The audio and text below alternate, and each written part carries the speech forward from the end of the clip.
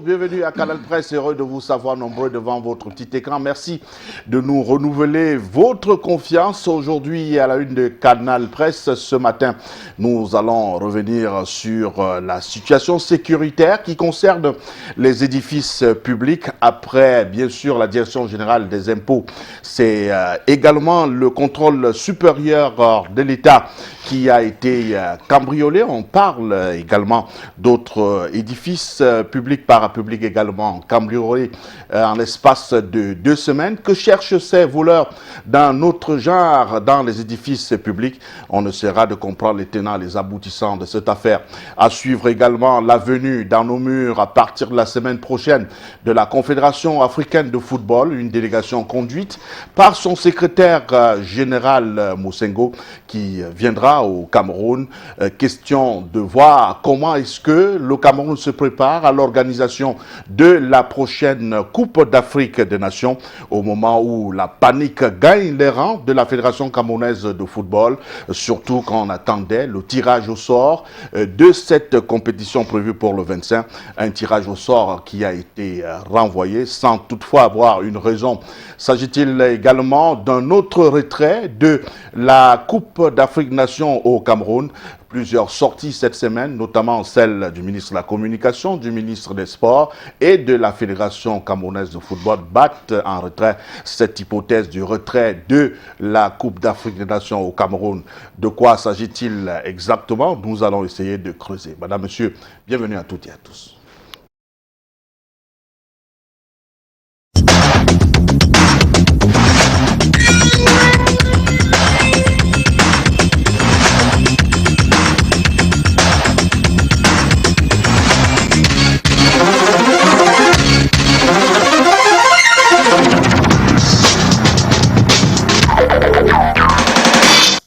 Voilà, nos invités sont d'ores et déjà sur ce plateau. Vous avez remarqué que nous avons démarré le programme avec 30 minutes d'avance. La raison, Canal 2 étant diffuseur exclusif sur le territoire camerounais de l'Euro. Donc pour cette raison, vous aurez le plateau spécial qui prendra le relais à partir de 13 h. On découvre maintenant les panélistes qui nous font l'honneur de venir sur ce plateau. On commence par Bandakani, qui est le président du MMP. Président, bonjour, bienvenue. Bonjour mon cher Bouban Gobelin, bonjour à mes copanélistes. Un bon dimanche aux affidés de Canal Presse. Merci de m'avoir invité. Merci à vous d'avoir accepté notre invitation. Cette image qui est devenue virale sur la toile, l'image bien sûr du président français qui a été giflé par un compatriote alors qu'il était en tournée, président qui a été donc giflé à quelques mois seulement de l'élection présidentielle qui se prépare. Je vous invite à analyser, à comprendre cette attitude d'un compatriote qui va s'attaquer à un président de la République qui représente une institution. N'étant pas français, je vais analyser ça sur un angle des relations France-africaines. D'abord, c'est emblématique de la présidence de M. Macron, cette gifle-là. Et de notre point de vue, donc, quand ça arrive à des officiels africains, on dit c'est parce que le peuple les déteste, ils ne sont pas populaires, et dans leur impopularité justifierait que, n'est-ce pas, il y ait des actions extérieures visant à les chasser du pouvoir. Mais quand c'est M. Macron, on voit toute la classe politique française, et les commentateurs nous disent attention, c'est le président de la République, il faut bien distinguer, n'est-ce pas, l'individu de la fonction. Alors, moi, je me demande comment on peut réussir à faire ce genre de gymnastique d'une manière aussi grossière. Parce que les chefs d'État africains en général, et le chef d'État du Cameroun en particulier, quand il est invité en France pour prendre son cas, on voit comment, n'est-ce pas, des hordes d'individus s'attaquent même physiquement à sa personne. Et ça donne tout l'air d'être organisé avec le parapluie des officines françaises. Et là, on nous dit non, ils sont impopulaires. C'est parce qu'ils sont impopulaires et leur impopularité donc justifie ça. Mais là, c'est un Français. Et en plus, on a vu le président en train de courir, donnant l'impression par sa course qu'il maîtrise la situation et que vraiment un tel incident ne peut pas se produire. Mais on a été surpris de voir que, n'est-ce pas, il a couru pour être accueilli par une gifle retentissante. Alors on nous dit, non, vraiment c'est très grave, même s'il y a n'importe quoi, il faut distinguer toujours la fonction présidentielle de l'individu. M. Macron, quel que soit ce qu'on lui reproche, il incarne la fonction présidentielle et ce qui lui est arrivé est inadmissible. Ce décalage-là ne tient pas la route. C'est ce que je voulais faire observer, ça ne tient pas la route et ça devrait servir de leçon, non seulement aux autorités françaises, mais à l'opinion publique africaine. Merci. Deuxième invité sur ce plateau, Signor Barrister Achou, qui nous a rejoint. Signor Barrister Achou, bonjour, bienvenue. Bonjour Bouba, bonjour chers co-panélistes. Bonjour. Mandakani. Bonjour mon frère. Bonjour téléspectateurs. Voilà, Signor Barrister Achou est président de Forme Parti. Je voulais également avoir votre avis sur cette image virale du président français. On l'a vu avec le concours de notre réalisation, accueilli à froid par un compatriote.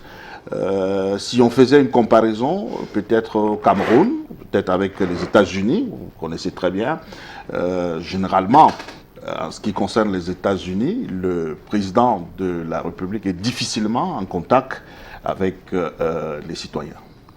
Oui, c'est le désaveu, n'est-ce pas, de l'imposture. Parce que ces personnes-là, lorsqu'ils viennent chez nous, ils nous donnent l'impression qu'ils sont très populaires chez eux.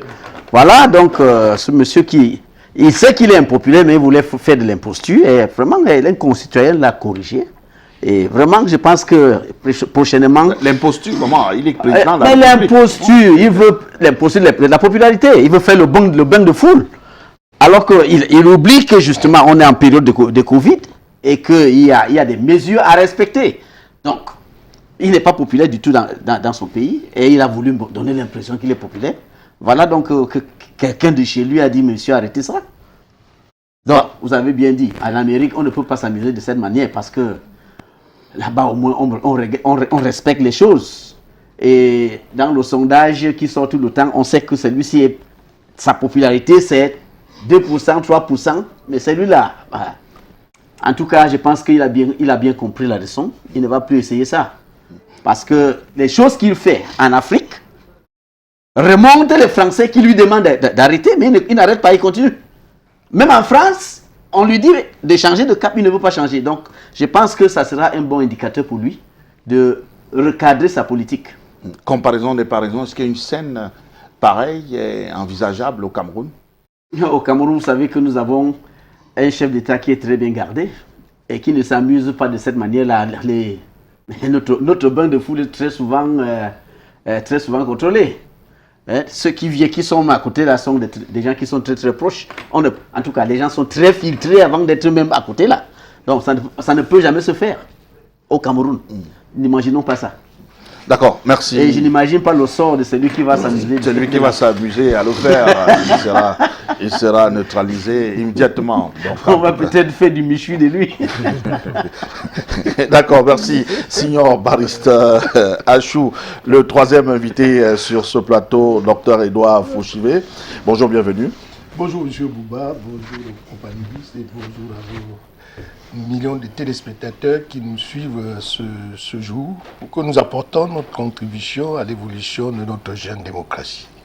Avec vous, on vous accueille avec cette décision du tribunal administratif du littoral dans l'affaire concernant bien sûr le port autonome de Douala et la DIT, une décision qui a été rendue publique cette semaine dans l'affaire concernant la logistique en place au port autonome de Douala qui, une fois de plus, donne raison à DIT.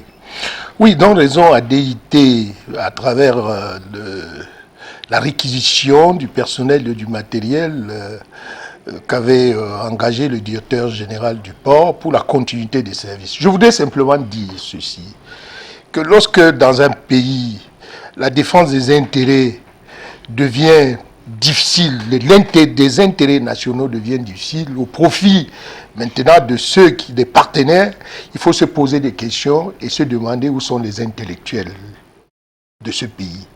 parce que je ne veux pas, je dis comme ça, je vous donne ce décret du président de la République qui abroge la loi de 68 et je vous demande de lire vous-même l'article 14 qui donne, n'est-ce pas, au directeur général du port autonome de Douala, n'est-ce pas, la force publique. Ça veut dire que, ne serait-ce qu'au niveau du décret présidentiel de 2019, vous pouvez lire pour que les intellectuels camerounais puissent suivre. Et après, je vais vous donner l'article 48 de la concession pour que vous vous rendez compte que l'État du Cameroun juge l'État du Cameroun. Alors, dans l'article 14, dans le cadre de l'exercice de ces missions de service public telles que définies aux articles 7, 8, ci-dessous, le port autonome de Douala dispose des pouvoirs de police et des prérogatives de puissance publique. À ce titre, il est donc investi de tous les droits et avantages reconnus à l'État par les lois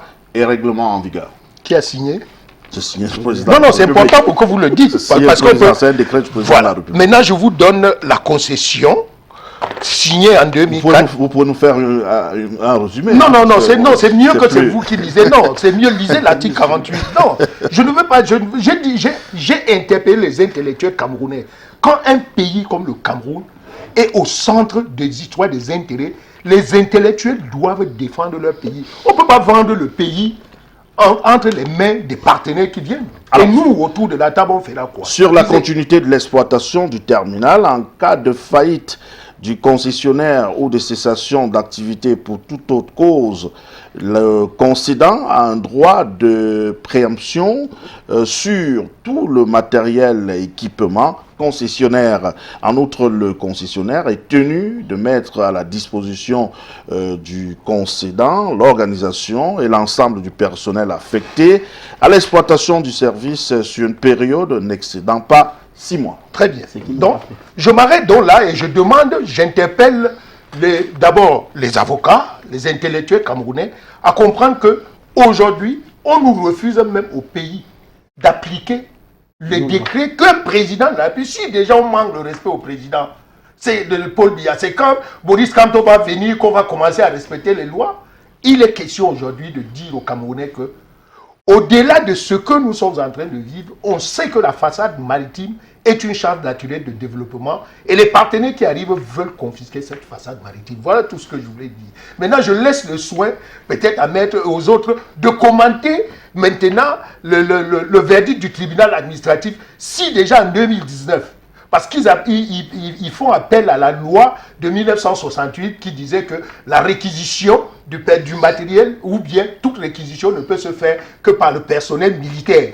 Mais le président l'a abrogé à travers l'article 14 que vous venez de lire. Et je m'arrête là. Donc je suis pas spécialiste de droit comme maître, mais je pense que quand une entreprise comme le port autonome de Douala qui a démontré au bout d'un an que cette façade maritime pouvait nous revenir afin de nous donner certaines recettes et que les autres, pendant plus de 30 ans, ont puisé de l'argent et sont partis, ils reviennent donc aux intellectuels de déclencher maintenant ce qu'on appelle la sauvegarde des intérêts. Merci à vous, docteur Edouard Fauchivé, troisième invité sur ce plateau. Il représente le MRC, Emmanuel Kounié. Bonjour, bienvenue Emmanuel. Bonjour Bouba et merci de m'inviter. Merci à vous d'avoir accepté notre invitation. On vous accueille avec cette nouvelle cette semaine avec le passeport camerounais qui désormais sera disponible en 48 heures.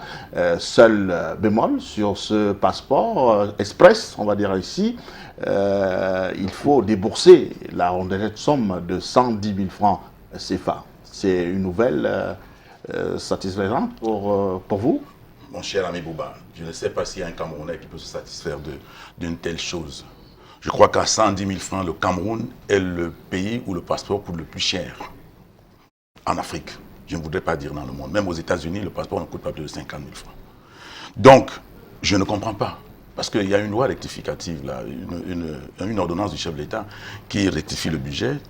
Et on nous dit que le passeport doit coûter désormais 110 000. C'est une décision du chef de l'État. Oui, 110 000 francs. Oui, 110 000. Mais ce que je voudrais dire, c'est que la loi rectificative qui arrive là pour le budget nous voyons que le budget augmente, mais nous voyons qu'au moment où on demande aux Camerounais de payer le passeport à 110 000, les autres prestations dans cette loi rectificative, qui sont les prestations publiques, c'est-à-dire que les prestations des services publics diminuent. C'est-à-dire qu'on diminue à environ 29 milliards de francs sur les frais de prestations que l'administration doit produire dans cette loi rectificative. Et on augmente les frais du passeport. Et je peux vous dire que ces frais de passeport, c'est-à-dire les sommes attendues, ne dépassent pas 5 milliards. Or, les gens sont très peinés d'apprendre qu'ils vont payer 110 000 francs pour le passeport. Je crois qu'il faudrait reculer très rapidement. Il faudrait reculer très rapidement parce qu'on ne peut pas, aujourd'hui, alors que le niveau de vie n'a pas augmenté, les gens n'ont pas eu quelque chose de particulier qui permette de nous dire qu'on peut provoquer cette inflation sur le passeport. On nous dit on le voit dans 48 heures, c'est vrai, mais moi je considère que c'est une annonce. C'est une annonce parce qu'ils ont l'habitude de nous dire ces choses-là et je suis presque incertain qu'on puisse respecter ces délais de 48 heures. Ils ne le feront pas. Ils peuvent le dire pour justifier. Ils peuvent le dire pour justifier, mais je peux vous garantir que vous n'aurez pas votre passeport dans 48 heures. Et en ce moment-là, vous n'aurez plus à qui vous adresser. Quand ils vont commencer à vous demander d'attendre, vous n'aurez pas de raison de vous justifier. Et puis quand le passeport coûte par exemple 40 000 francs en Allemagne, ou bien je ne sais pas, quand le passeport coûte 50 000 francs en Côte d'Ivoire, est-ce que les gens font des siècles pour l'avoir? Si le délégué général de la sécurité nationale pense qu'il y a des méthodes qui puissent nous permettre d'avoir le passeport en 48 heures, pourquoi doit-on payer pour la restriction des délais? Donc je pense que, personnellement, je ne suis pas d'accord. Je demande à ces gens-là de reculer. Il faut qu'ils reculent, comme ils ont reculé quand ils nous demandaient de payer des charges pour des frais de douane sur le téléphone, alors que nous n'avons rien importé. Et d'ailleurs, cette pratique, il y a plusieurs domaines dans lesquels il doit reculer. Permettez-moi d'aller un peu plus. Il doit reculer. À l'heure actuelle, si vous allez en Bancomo, vous allez trouver des douaniers en route avec des policiers. Et quand vous payez la marchandise à Douala, pour aller à Yaoundé, les ballots de tissu, on sort ça des bus et on vous demande de dédouaner. Et on vous facture la douane. Quand vous avez votre véhicule, vous avez déjà dédouané le véhicule. Il y a des gens qui sont en route, qui prennent votre carte grise, qui regardent dans un terminal, je ne sais pas quoi, et puis on vous dit de payer 150. Moi, j'ai mon frère qui a payé 150. On fait un redressement. Un redressement. Or, le redressement, celui qui fait le redressement sur la base de quoi? Puisque c'est un inspecteur de douane qui a dit combien il faut payer. Et puis, je vais dire ceci. Comment peut-on demander les frais de douane à quelqu'un qui n'a rien importé? C'est-à-dire que quelqu'un a acheté sa marchandise dans un magasin à Douala, qui a pignon sur rue, il a sa facture.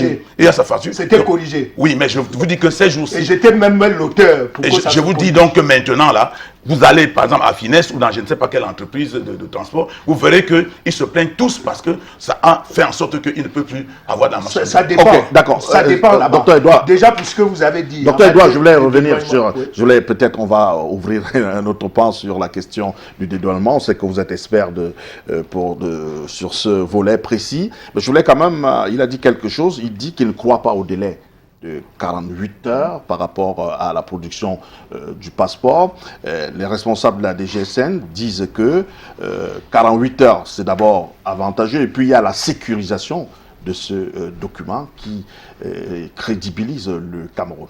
Je crois que la délégation à la sécurité nationale n'a pas bien communiqué, afin d'expliquer, n'est-ce pas, cette augmentation. Mais il faut dire, si vous aviez votre statut d'économiste, il faut dire que les Camerounais n'ont jamais payé 75 000 pour avoir le passeport. Je vous le dis, et les téléspectateurs me suivent. C'était toujours dans la zone de... Au moins 100 000. Au minimum dans les... Suivez, au minimum 100 000. Suivez. Minimum 150 000. Je vous le dis. C'est une réalité sur le terrain. C'est une réalité sur le terrain. C'est pour ça que je dis que, comme les Camerounais... Non, suivez bien. C'était le coût de 75 000. Si on fait une étude, vous allez voir que ceux qui ont payé 75 000 à l'époque n'atteignent même pas 10%. Mais ceux qui voulaient à tout prix avoir leur passeport, en 48 heures, en 72 heures, payaient 200 000. Il y en avait qui payaient 500 000. 500 000. Donc, maintenant... Moi, je pense plutôt que si j'étais au niveau de la communication de la délégation à la sécurité nationale, j'aurais dit, puisque vous avez ouvert le champ, puisqu'on vous a dit de payer 75 000 et vous payez jusqu'à 300 000, il y a ceux qui payent 300 000 pour avoir le passeport en 2 jours. Eh bien, on vous a mis dans 110 000. Je dis ça pour que vous compreniez l'enjeu de ce truc. Je dis ça, les téléspectateurs suivent et peuvent, c'est pas parce que c'est bon, c'est vrai qu'on n'est pas dans une émission avec appel, vous aurez suivi, de mettre seul autour de la table. Moi, je vous dis, bien que étant ce que je suis, j'ai payé pour mes enfants plus de 150 000 parce que je voulais à tout prix avoir en urgence. Donc ça veut dire que il revient à la délégation à la sécurité nationale de communiquer et de donner les avantages. Quels sont les avantages de passer de 75 000 à 110 000 si c'est le délai de 2 jours? Est-ce que en 2012, quand ils ont dit que ça passait à 75 000 pour 2 jours, est-ce qu'on avait atteint 2 jours? Voilà des trucs qu'il faut communiquer. Mais une chose est sûre, c'est qu'il y a une valeur ajoutée au niveau de la sécurisation, comme vous avez dit, peut-être de la qualité. C'est à eux de dire, pour que lorsque nous serons en possession, n'est-ce pas, de ce document, qu'on se rende compte qu'il y a une différence entre ce qui s'est passé à 75 000 et ce qu'on paye aujourd'hui à 110 000. Et dire donc, maintenant, dire aux Camerounais de ne plus, et là c'est important, de ne plus ouvrir ce genre de brèche pour aller au-delà de 110 000. Oui, mais... Non, on trouvera une occasion, une opportunité. Juste un mot. Moi, je suis très peiné d'écouter ça, M. Bouba. Je suis très peiné. Vraiment, vous ne pouvez pas justifier l'augmentation de prix par des affaires de cette nature. Alors, ça veut dire que les gens payaient plus, parce que les gens payaient plus, alors on va augmenter pour... C'est pour dire qu'il n'y aura pas de désagrément, personne ne se plaint. Hein? Monsieur, les gens se plaignent. Je vous dis que les gens, moi je me plains. Oui, dis que je me plains. Je ne suis pas d'accord, parce que le Cameroun est le seul pays au monde où le passeport coûte 110 000. Et puis, je vais vous dire, vous prenez la Côte d'Ivoire et le Cameroun, le budget de la Côte d'Ivoire, c'est 8 000 milliards. Vous avez 4 000 milliards. Le budget de la ville d'Abidjan, c'est 100 milliards.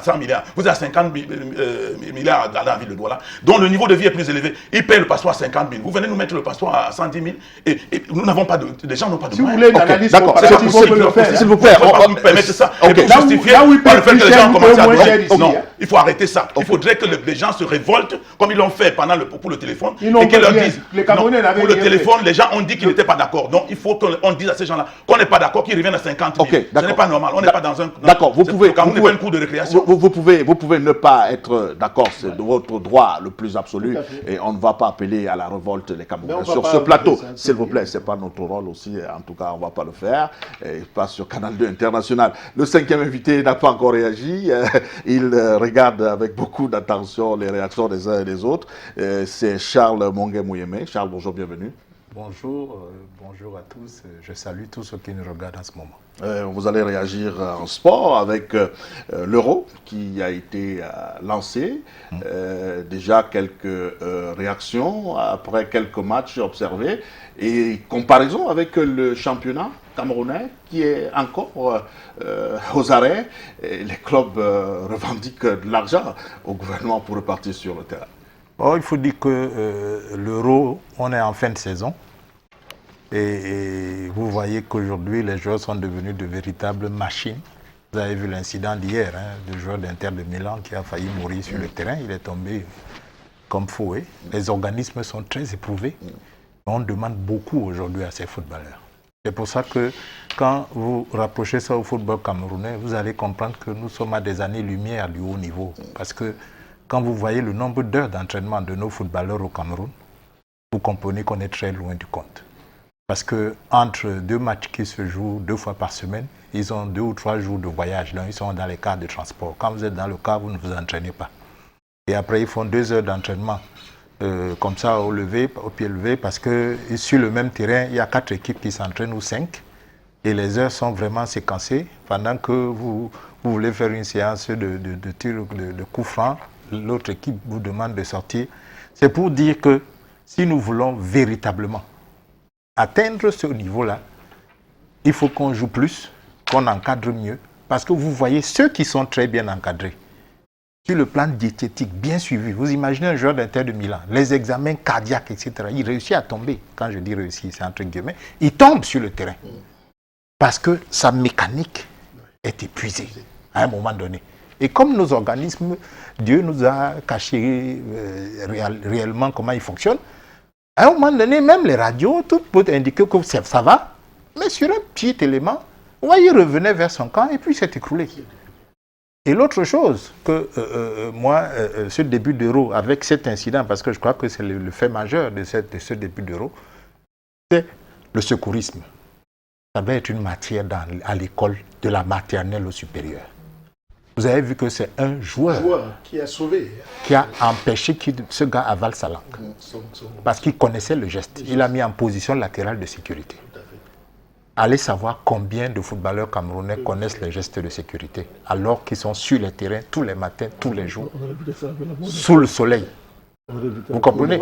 Donc, ce genre de choses, c'est des leçons qu'on doit tirer par rapport à notre sport. Nous voulons copier, mais alors copions tout. Moi, je pense qu'on nous met certaines matières à l'école qui n'ont pas autant d'importance que le secourisme. Moi, je vois même des accidents en ville ici. Si vous regardez, demandez aux assureurs les statistiques, ils vous diront que beaucoup d'accidentés meurent dans le transport, entre la survenue de l'accident et l'hôpital. Parce que mal transportés. Par des gens, des mains inexpertes, on vous transporte n'importe comment, la tympan de tous les côtés et tout ça. Et puis, vous mourrez en chemin, on dit qu'il est mort à la porte de l'hôpital. Mais il a été mal transporté. Parce que le secourisme est étranger à la plupart des Camerounais. Ça devait être l'inverse. On doit mettre de la maternelle au supérieur le secourisme chaque année scolaire. Moi, je pense que quand on regarde maintenant le niveau de foot, c'est intéressant de comprendre que le foot aujourd'hui a évolué. Celui qui a regardé le foot dans les années 70, quand il revient aujourd'hui, il va chercher le numéro Rivellino, le numéro 10, vraiment axial, il ne va plus le voir. On mène le jeu sur les côtés, il regarde. C'est bien de voir ces évolutions-là. À l'époque, il y avait le libéraux qui devait jouer derrière le stopper. Le stopper était toujours devant, lui restait derrière. Maintenant, il y a 2 défenseurs centraux, un à gauche, un à droite. Parfois, on joue même avec 3 défenseurs centraux. Toutes ces modifications-là, il faut les intégrer et regarder comment nos jeunes s'entraînent, comment nos équipes jouent et donner les occasions à la jeunesse de jouer. Parce que nos jeunes n'ont plus l'occasion de jouer au foot. Tous les quartiers sont goudronnés, il y a le pavé partout. Il n'y a pas de terrain de proximité. Les grands terrains, c'est bien, mais maintenant, il faut les occasions. Parce qu'à l'époque, quand les professionnels arrivaient au Cameroun et faisaient banquette, alors que les amateurs étaient titulaires, c'est parce qu'ils avaient autant de nombre d'heures de jeu.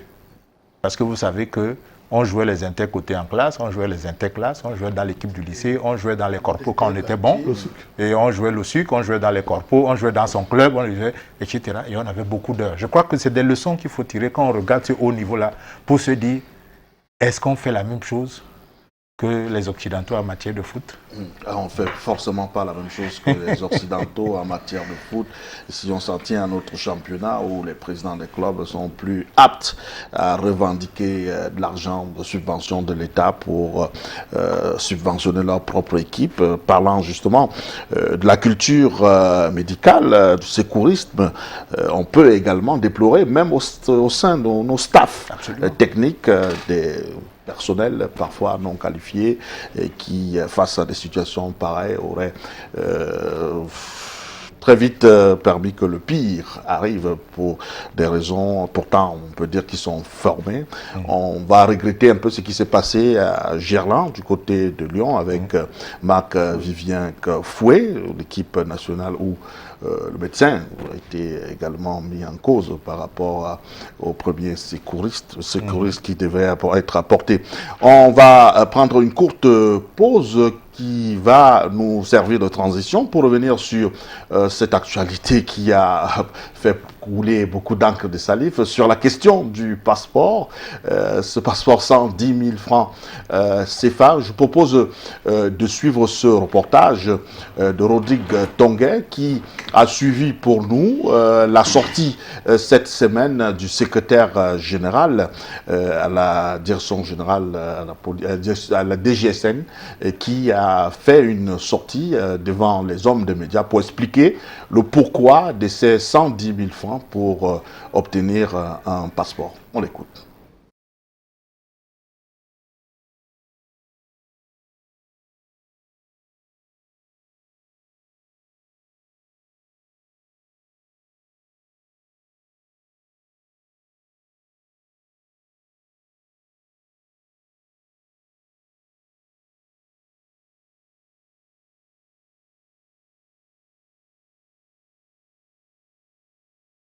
D'être un fake news pour certains lors de l'apparition de son cercueil à la morgue de la Cantini de Douala. La police donne sa parole. Désormais, c'est prise de rendez-vous en ligne, puis le jour du rendez-vous, présentation physique de pièces constitutives d'une demande de passeport. Paiement de 110 000 francs CFA et non plus 75 000 via les mobile money et cartes bancaires. passeport établi en 48 heures. Toute demande ne faisant pas l'objet d'un rejet sera traitée et le document irrélatif produit en 48 heures après l'enrôlement. En cas de rejet, un mail et un SMS précisant le motif et la conduite à tenir seront envoyés instantanément aux demandeurs aux adresses électroniques et numéros de téléphone renseignés pendant le pré-enrôlement. La petite révolution dans la procédure d'obtention des passeports ordinaires, de service ou diplomatiques débute le 1er juillet prochain.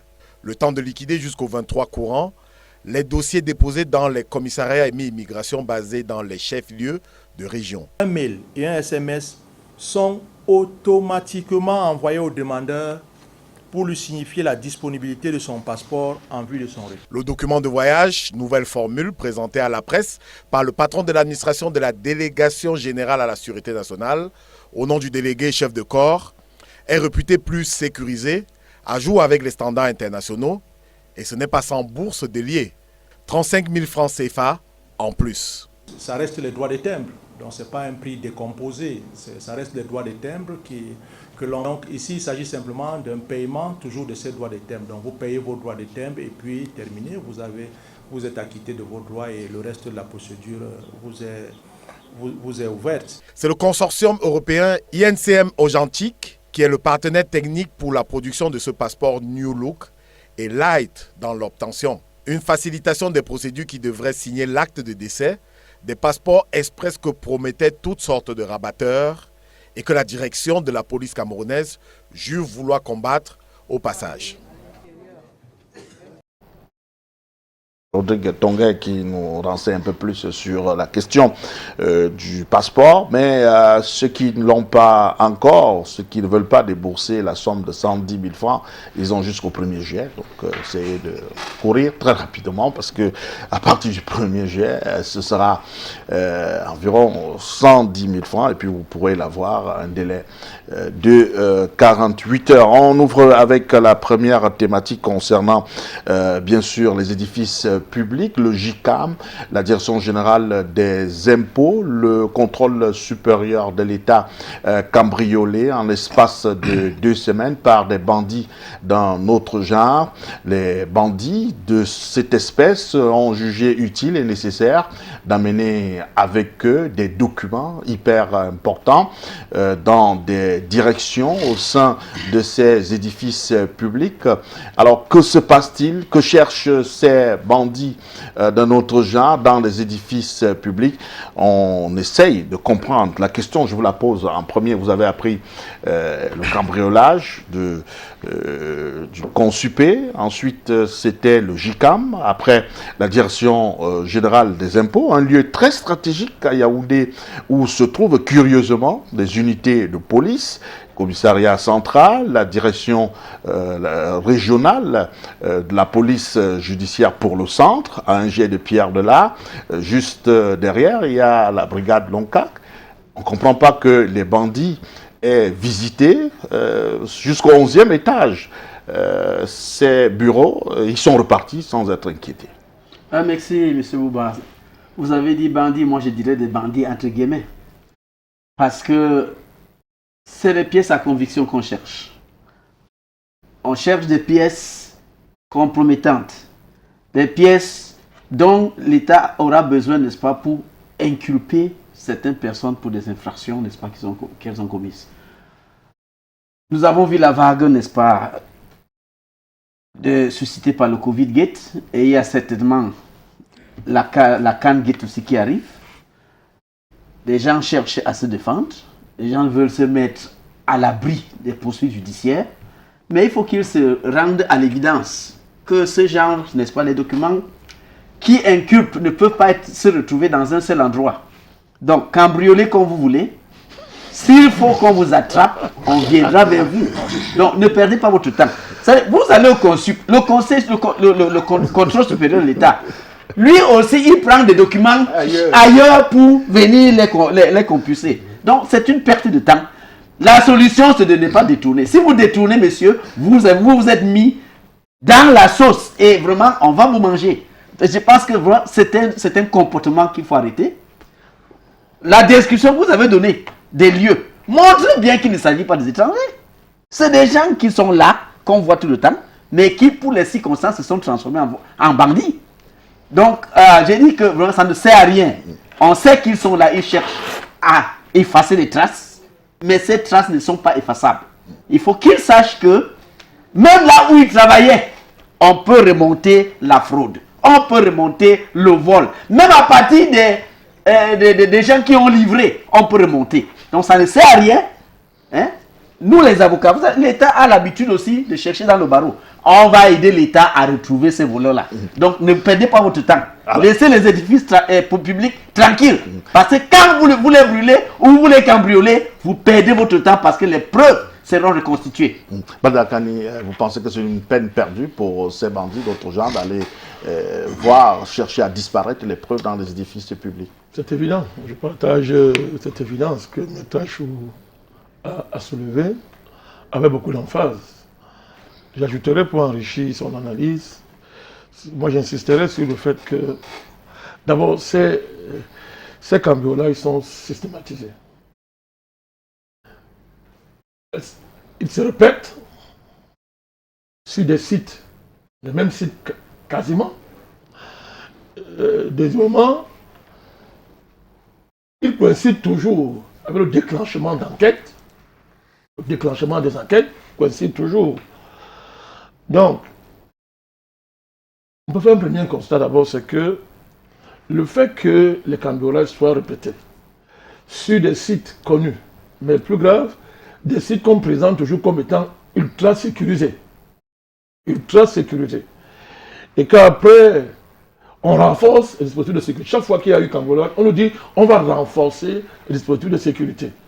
Donc, répétition de cambriolage sur des sites ultra sécurisés, renforcement répété des mesures de sécurité qui débouchent plus tard sur d'autres cambriolages. Et il y a un problème. Soit ceux qui cambriolent ont des dispositifs de sécurité supérieurs à des niveaux très élevés. Et là, dans l'ordonnancement sécuritaire d'un État à ce genre de niveau, c'est très inquiétant. Où nos institutions sont en sécurité, où elles ne sont pas, et on tire les conséquences. C'est très inquiétant. Quand on peut cambrioler le premier ministère, chaque fois, le ministère des Finances, la délégation de la sécurité nationale, de 2007 à aujourd'hui, ça fait 15 édifices de l'État cambriolés. 15 édifices. Et l'année 2007 n'est pas par hasard. Pas par hasard que ça commence là-bas, 2007-2008. Parce que cette année-là est charnière au niveau des dangers politiques au Cameroun. Parce que la succession du président est mise sur la table par ses collaborateurs, sur la table, et il est question à l'époque de réviser ou pas la constitution du Cameroun. Vous voyez à l'époque. Donc, le fait que, et à ce moment-là aussi, il y a une accélération de la lutte contre la corruption. Vous voyez, il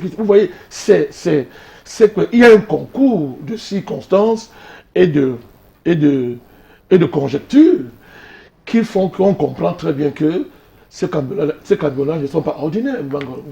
Ce sont des cambriolages politiques. J'allais même dire que ce sont des cambriolages institutionnels. C'est grave. C'est grave à ce niveau-là. C'est très grave parce que, et après, les enquêtes ne sont jamais rendues publiques. Alors, je vais chuter. Rendues publiques. Donc moi, on peut faire un constat plus profond, c'est que il y a une criminalisation de l'État dans notre pays, à un certain niveau. C'est-à-dire que vous avez affaire ce sont des infractions criminelles de haut niveau, ces choses-là.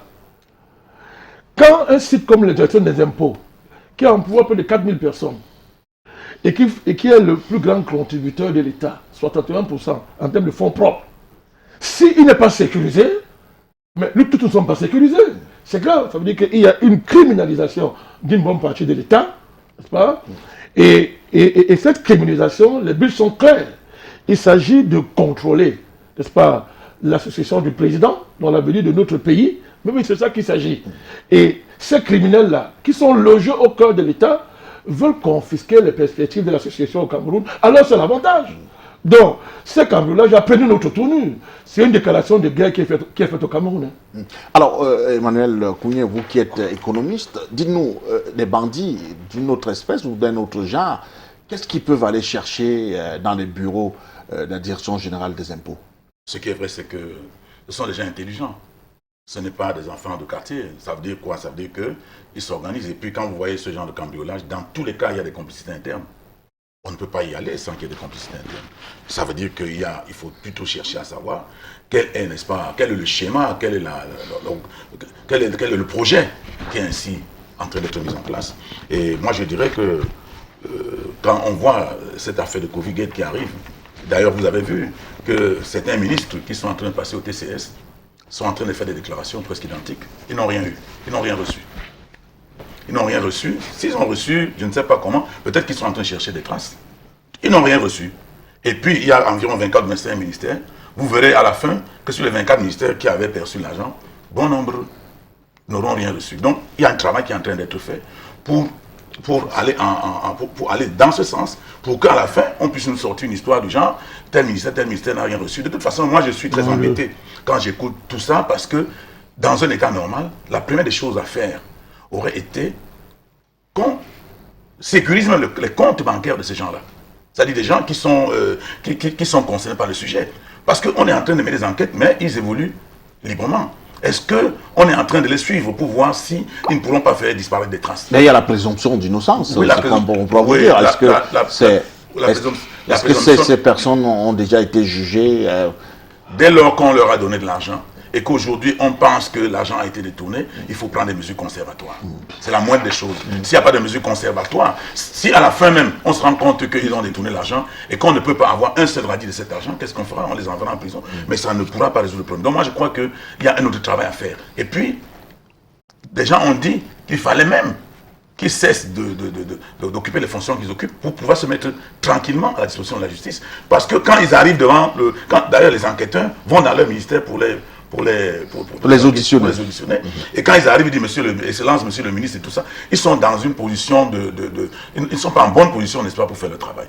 Donc tout ce qui se passe là est tellement mal ficelé que j'ai peur que ce qu'on appelle Covid et où on attend beaucoup n'accouche d'une souris. Parce qu'à la fin, on va vous dire que le Fonds monétaire international a accepté de nous donner l'argent, comme si le Fonds monétaire acceptant de nous donner l'argent, cela voudrait dire qu'il n'y a rien eu. Le Fonds monétaire international, son rôle n'est pas de nous organiser ou de voir comment nous fonctionnons. Son rôle, c'est une banque. C'est de mettre l'argent à notre disposition et de s'assurer que l'argent va produire et lui rapporter quelque chose. Donc, moi je crois que ces cambriolages, tout cela est fait à dessein et qu'il y a des complicités internes qui sont en train de faire en sorte que les gens qui sont suffisamment intelligents, qui connaissent les mécaniques et les mécanismes, puissent faire disparaître un certain nombre de preuves et que si rien n'est fait, à la fin, nous n'aurons que nos yeux pour pleurer parce qu'on nous dira tel n'a pas reçu, il n'y a pas de preuves, etc.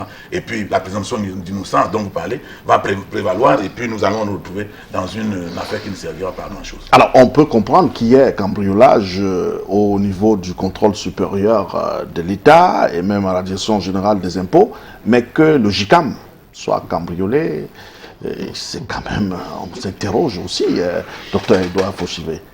Oui, c'est une diversion? Non, pas. Quoi? Je crois que Maître Chou a planté le décor et tous ceux qui ont intervenu avant moi sont allés dans ce sens. Mais il faut quand même noter que les fins limiers du TCS sont en train de chercher ces corrélations entre ces cambriolages, puisque bien que Maître Chou peut-être refuse, la notion d'innocence demeure. Mais il revient maintenant aux fins limières du TCS de tracer une corrélation positive entre tout ce qu'il y a comme cambriolage et ce qui a été déclenché et ce qui risque d'être déclenché, parce qu'il faut, par rapport à ce que vous avez dit, le JICAM, mais oui, pour moi, il faut aller dans le sens, une fois, dans le sens de mon ami Pouillet, c'est que s'il y a une corrélation positive, elle vient de l'intérieur. Parce que je prends un cas simple. Dans ce bureau, comment je peux savoir que le bureau du directeur des ressources humaines est à gauche? Il faut que je sois de la maison. Si on a cambriolé 11 étages, il reviendra aux fins limières du TCS de voir quels sont les bureaux qui ont été cambriolés. Parce qu'il faut dire la vérité, ça ne vient pas de l'extérieur, ça vient de l'intérieur. Parce que si je connais que le fichier, par exemple, des grandes entreprises se trouve au 11e étage, j'attaque donc le 11e étage était le bureau. Puisqu'il y a des bureaux tels que les images qui circulent au niveau des réseaux sociaux montrent qu'on a cambriolé le bureau 101, on a sauté pour aller au bureau 108. Donc on n'a pas cambriolé 102, 103, 107. Donc ça veut dire donc que c'est ciblé. C'est ciblé et il y a la recherche de certaines documentations. Et c'est pour ça que vous parlez du JICAM. Tout de suite, l'image qui me vient, s'il y a cette corrélation, c'est que ce ne sont pas des petits établissements comme l'établissement Mouyemé ou bien l'établissement Achou. Ce sont des sociétés connues. Voilà ce que ça veut dire. Le JICAM est le cercle du patronat. Et s'il y a donc cette corrélation entre ce qui se passe au Consupé à la direction des impôts, c'est que ce sont les gros bonnets qui sont directement les membres du JICAM. Voilà donc une piste pour montrer que si cette corrélation est vérifiée, ça veut dire qu'on trouvera plutôt des grosses sociétés. On ne va pas trouver des petites sociétés. Alors, Charles Mouyemé, est-ce que dans cette corrélation-là, on peut dire que ça a aussi un trait avec la Covid-Gate? On peut le supposer. On peut supposer qu'il s'agit de dérober un certain nombre de preuves, appelons cela comme ça. Mais moi, ce qui m'embête dans cette histoire, en réalité, je ne sais pas si vous avez lu les communiqués et du ministre des Finances et celui du JICAM, il n'y a pas plus laconique. J'ai souvent vu des communiqués ici qui concernent des broutilles de jeunes qui ont voulu faire je ne sais pas quoi où. Mais alors, c'est des communiqués durs, qui vous traitent de...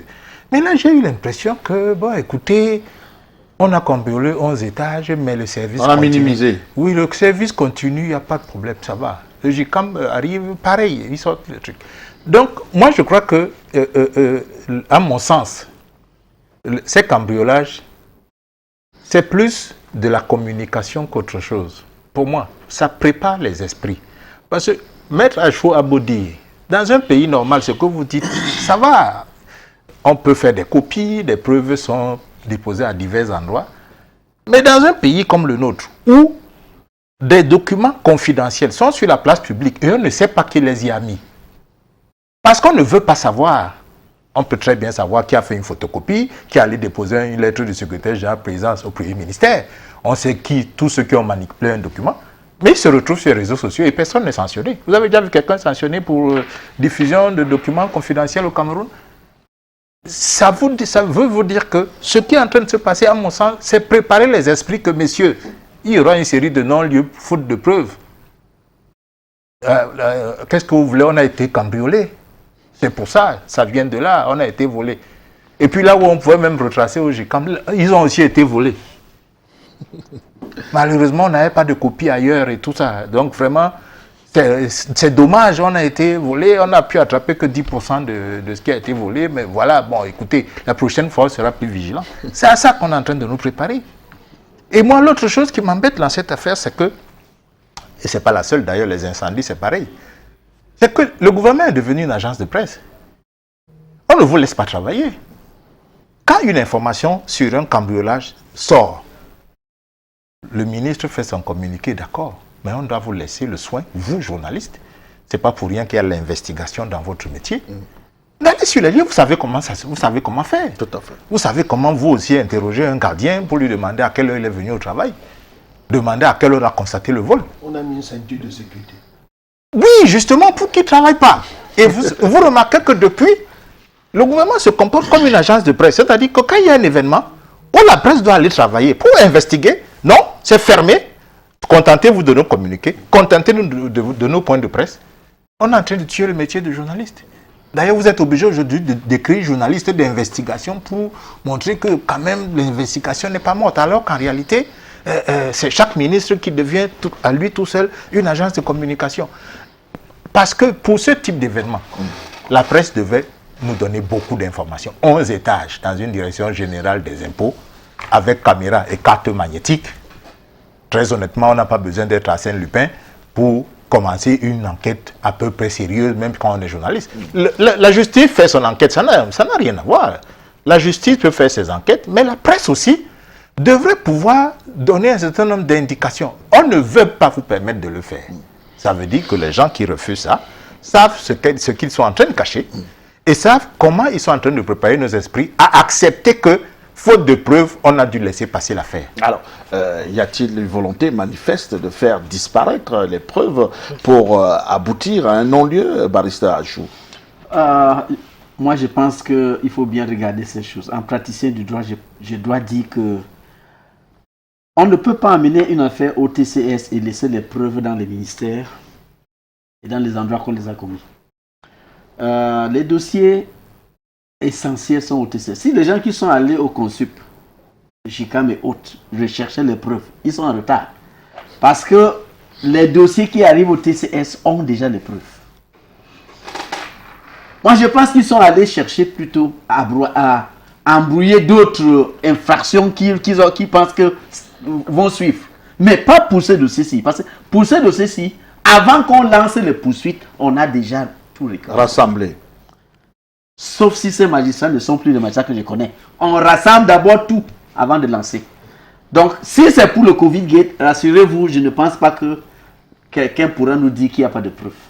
Mais je pense que c'est pour des autres infractions qui sont alignées et qui devraient normalement suivre. Donc, on ne veut pas, qu'on veut déjà gâter parce qu'on sait que quand ça sera lancé, on aura besoin de ces pièces-là. Pour moi, je pense que Covid-Gate s'est plié. C'est plié, vous avez vu le rapport de la Chambre de compte. C'est plié. Même la Chambre de compte ne peut pas faire ce rapport sans les pièces. Elle ne peut pas faire sans pièces. Donc, pour ce dossier-là, je pense que personne ne prépare nos esprits. Le dossier est plié, le TCS va nous donner, n'est-ce pas, la copie qu'on attend. Parce qu'on a, en tout cas, c'est clair, il y a surfacturation, je ne sais pas comment on va nous dire qu'il n'y a rien. Quand nous avons vu, on a vu des différentes rubriques. Donc, ce dossier-là est plié. Mais je crains que ce soit pour d'autres affaires qui sont alignées et qui devraient voir le jour dans les jours à venir, qu'on veut, n'est-ce pas, empêcher les poursuites. Alors, est-ce que les complicités ne peuvent pas être aussi très grandes et même très approfondies quand on sait que des milieux aussi sécurisés comme la direction générale des impôts, quand on essaye un peu de voir la localisation de cette direction, on voit un peu les unités de gendarmerie et de police, et que jusqu'à ce jour, qu'on ne nous dise pas que les caméras et autres ont révélé ceci, et que ce silence soit muet. On ne va pas dire silence muet, mais est-ce que ce silence ne peut pas être un silence complice? Mais c'est l'évidence, c'est au banc comme là. C'est évident. Il y a une chaîne de complicité de très haut niveau. Tout à l'heure, je vous ai démontré que c'est systématisé. Ces cambriolages relèvent d'un système de cambriolage. C'est un système de cambriolage. C'est grave parce que ça concerne nos institutions. Le fait de cambrioler l'institution, c'est déjà une infraction criminelle. C'est déjà une infraction criminelle. Mais ça se répète et les enquêtes ne sont jamais rendues publiques. Jamais, on ne sait pas pourquoi. Il n'y a pas, les résultats des enquêtes ne sont jamais rendus publics. Alors, pourquoi? Parce qu'il n'y a pas de traces. Est-ce qu'on n'a rien trouvé? Ou bien ce sont des secrets d'État? Moi, je n'en sais rien. À ce niveau-là, où il y a ce type de cambriolage, on nous dit tous les jours que c'est ultra sécurisé. Je vous ai dit ça. Et quand il y a un cambriolage, après on dit qu'on a renforcé. Ça veut dire le degré de spécialisation en matière de dispositifs de sécurité est encore renforcé. Donc, ce n'est que des personnes bien précises qui détiennent les informations stratégiques liées au système de sécurité. On les connaît. Dans un ministère, on les connaît. On peut remonter à partir de l'entreprise qui a gagné le marché. On les connaît. Donc, si on ne fait rien, on les laisse, et que c'est toujours, les enquêtes ne sont pas bouclées, ça veut dire que, je répète mon mot, la criminalisation de l'État au Cameroun est très avancée. Est très avancée.